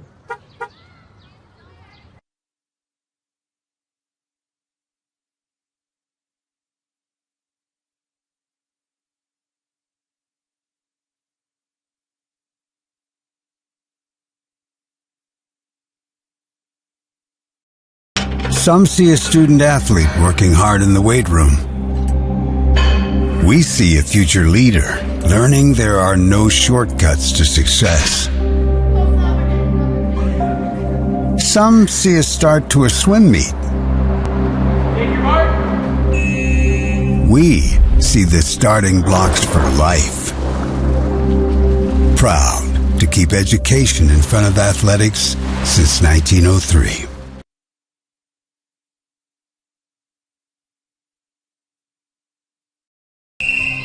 Some see a student athlete working on a shot. We see a powerful lesson in persistence. Some see a student preparing for success on an exam. We see a student athlete preparing for success in life. Proud to keep education in front of athletics since 1903.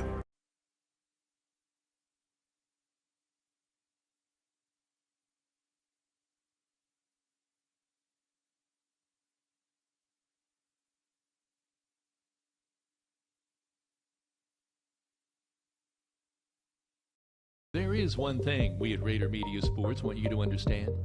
We're more than just live streaming. So much more. Just click on RaderMediaSports.com and you'll begin to get the picture.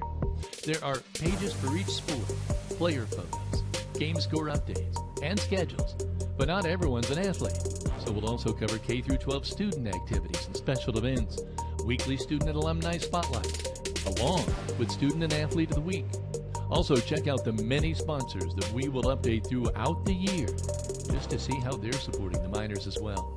And as a reminder, 30% of the revenue generated by the sponsors will now be returned to Linton Stockton schools.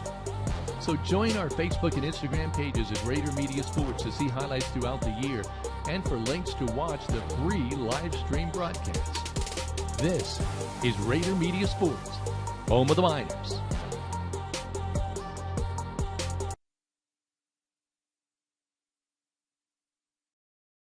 Rick Crine's Auto Detailing is the place to take your car, truck, or off-road vehicle for complete auto detailing and cleaning and a ceramic coat that'll make it shine.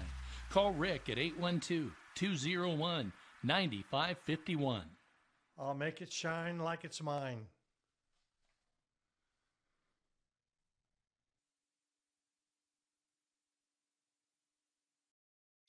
Quality work at an affordable price. From your roof, flooring, siding, or even your deck, call Scott Bays at 812-699-9664. Let Bays Construction and Remodeling keep a roof on it for you.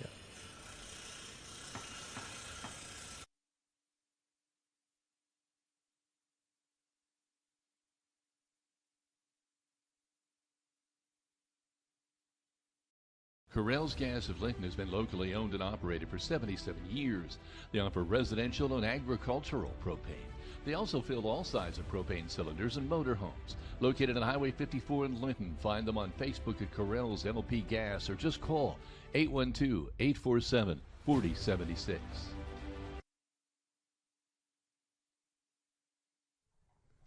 Welcome back to the Roy, where the Miners roll 39-0, an impressive victory tonight. Coach Oliver joins us now. Coach, turnovers played a key tonight, but really you guys just rolled. Well, I don't know if we completely rolled at times, but when we really got going, we looked pretty sharp.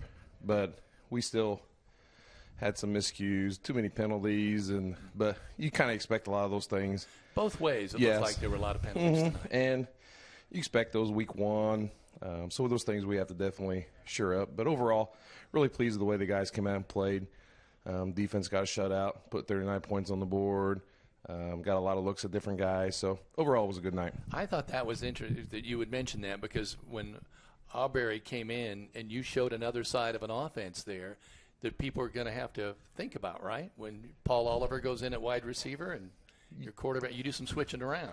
We'll have some options there. I mean, there's another option we have there we haven't obviously displayed yet, but we have some choices there. I mean, Paul's the guy right now, and Michael's going to get some reps, and so we got another thing that we'll try to end up incorporating eventually too. So, I mean, we'll kind of see what the game comes along and what's going to work best for us, and we'll kind of play it by ear and see what the team's going to offer and what's going to be the best situation for us. I thought a definite bright spot was the amount of receivers. He had some nice catches from Smith, Feltner, and really, Paul, other than the one overthrow, he put them right on the target as soon as he made the break. So that's the accuracy was pretty solid. Yeah, I mean, we're pretty fortunate that we got some really good receivers out there. I mean, you got Hayden Feltner, who played a lot last year, and you got Cooper Smith. This is on his second year ever playing football, and that kid lived in the weight room last year and worked his tail off, and they're in the blue face mask, and that's a lot of dedication that kid put out this past offseason, and tonight he was a two-way starter. And he made a catch and made some plays on defense, and that's really what about a kid worked his tail off and got rewarded tonight by coming out and playing. Jesse Voigtchild also picked up right where he left off, I thought, last year. He was running hard tonight. 116 yards, 9 carries. Yeah. I mean, as small as he is, as height-wise, I mean, he's one of the strongest kids we have on our team. When he squat over 450 pounds, he's only like 5'7", 5'8". I mean, he's a dude, and he comes out there and just runs that ball hard, and that's why he's one of our leaders. Sydney Gerald's comes in, and it's nice to have a female kicker in there again. She was 3 of 5, but what do you think of her first time ever kicking in a live game?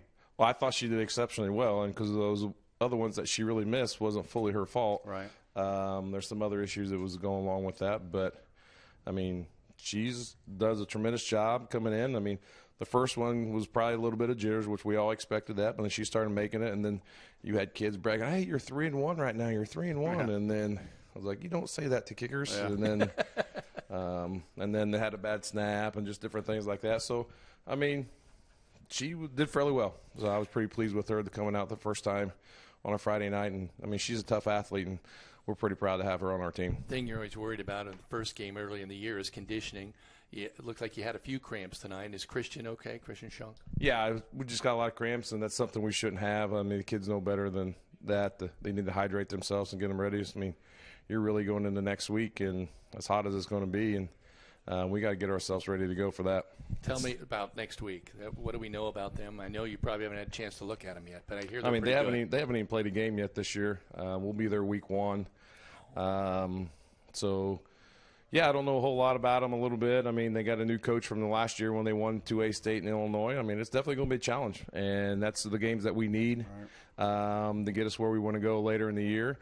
We need challenged, and I think it'll be a good matchup for us, and to kind of really see where we're at and see what things we need to work on or things that we're doing really well. Good game for people to come out and see. Oh, absolutely. Oh, yes, I mean, you got a team that won a state championship last year coming here to the Roy, and they're traveling 3 hours. Yeah, it might be a little warm, but there'll be plenty of shade out here eventually when that sun goes down, and you can't beat that, having a state championship team come in here and try to win here. And it's going to be a fun night, and it's going to be a great atmosphere, and it'll be a really good game for us. Part of the father-son coaching thing. Did you skip a beat a little bit when Paul come out after that hit, holding his shoulder? I just walked away. I figure when you're a coach, you're not thinking about stuff. No, but I just walked away. Good to see him get back out there. That's all I could do at that point, and I'll let the trainer or the doctor tell me what's going on. And then I knew he's in there a couple plays later, so I knew what was going on. So it was just a little stinger. But in those scenarios, I just kind of nothing I could do about it at that time. So I just walk away and let the medical team take care of me, which we got a great medical team with Jed and Team Ortho, but then also you got Doc Wilson, who's been with us since the mid-'90s, and we're pretty fortunate to have those guys out there to help us out to get our guys ready to play and take care of them. Congratulations, Coach. I appreciate it, guys. 39-0 is a great first You racked up. We'll take it, 1-0. Racked up 515 and kept them to 188 under 3 yards of carry. So the defense did a pretty good job. Yeah, I'll take that. It's not bad for week one. Yeah. So, Thank you, sir. Congratulations, Coach. Yep. See you next week. So, Big D, final word? Well, I Turn think to Heather? I think he nailed it on the head. I think we're going to have to be really on our game next week, and that's going to take guys being in shape. Usually Linton, you don't see cramps very often, and hopefully that's all that was a cramp. Hopefully we didn't ask him about Goodman, but hopefully he's going to be back for such a big game. And I think we got one under our belts. Is it a good thing that it's their first game? I think maybe so. If they're gonna, their first game of their season for them with a new coach, they haven't had a chance. Well, I didn't want to say it, but I will say it now. These guys they won a state championship, but they've also the COVID year they didn't lose a game. The season was canceled, so these guys are a perennial powerhouse. So we're going to have our hands full. But I think if we ever want to get past a modern day type team, we've got to see more of that during the season, even if it means taking on some teams that may put an L on us. People may not be used to it, but the whole idea is getting us past to the next level. All right. Braden, what did you think tonight? I'm sorry. You're Try off. to start again. My fault. I thought tonight was a great game. We had a lot of people out here, good student showing, and everything went good for broadcasting, so that's always a plus. That's a big thing. Boy, you're right. And Heather, that's your responsibility. Great job tonight, huh? Well, thank you. I have to say thanks to all the listeners that tuned in, who've sent really nice, warm, welcome messages to all of us. And I think this team of 4 that we have right here is pretty phenomenal for the first Friday Night Lights. And I agree. And we can't put any shadow, anything past what we've already done this week, meaning that we got our feet wet with volleyball. Had a little hiccups in the very beginning with some of the technology just based on the home hub, and got through that a little bit. And we know that we are going to be able to each week progress. And I love challenges. People who know me and know me well know that I absolutely love a challenge. And my goal is every single week is to make this better. And so thank you to those friends who obviously have who sit and kind of let us know, like when audio's off or when pictures are off from back home, and that could give us the opportunity to kind of play catch up. And we appreciate Dan driving up, joining us. Yep. I'd be here regardless.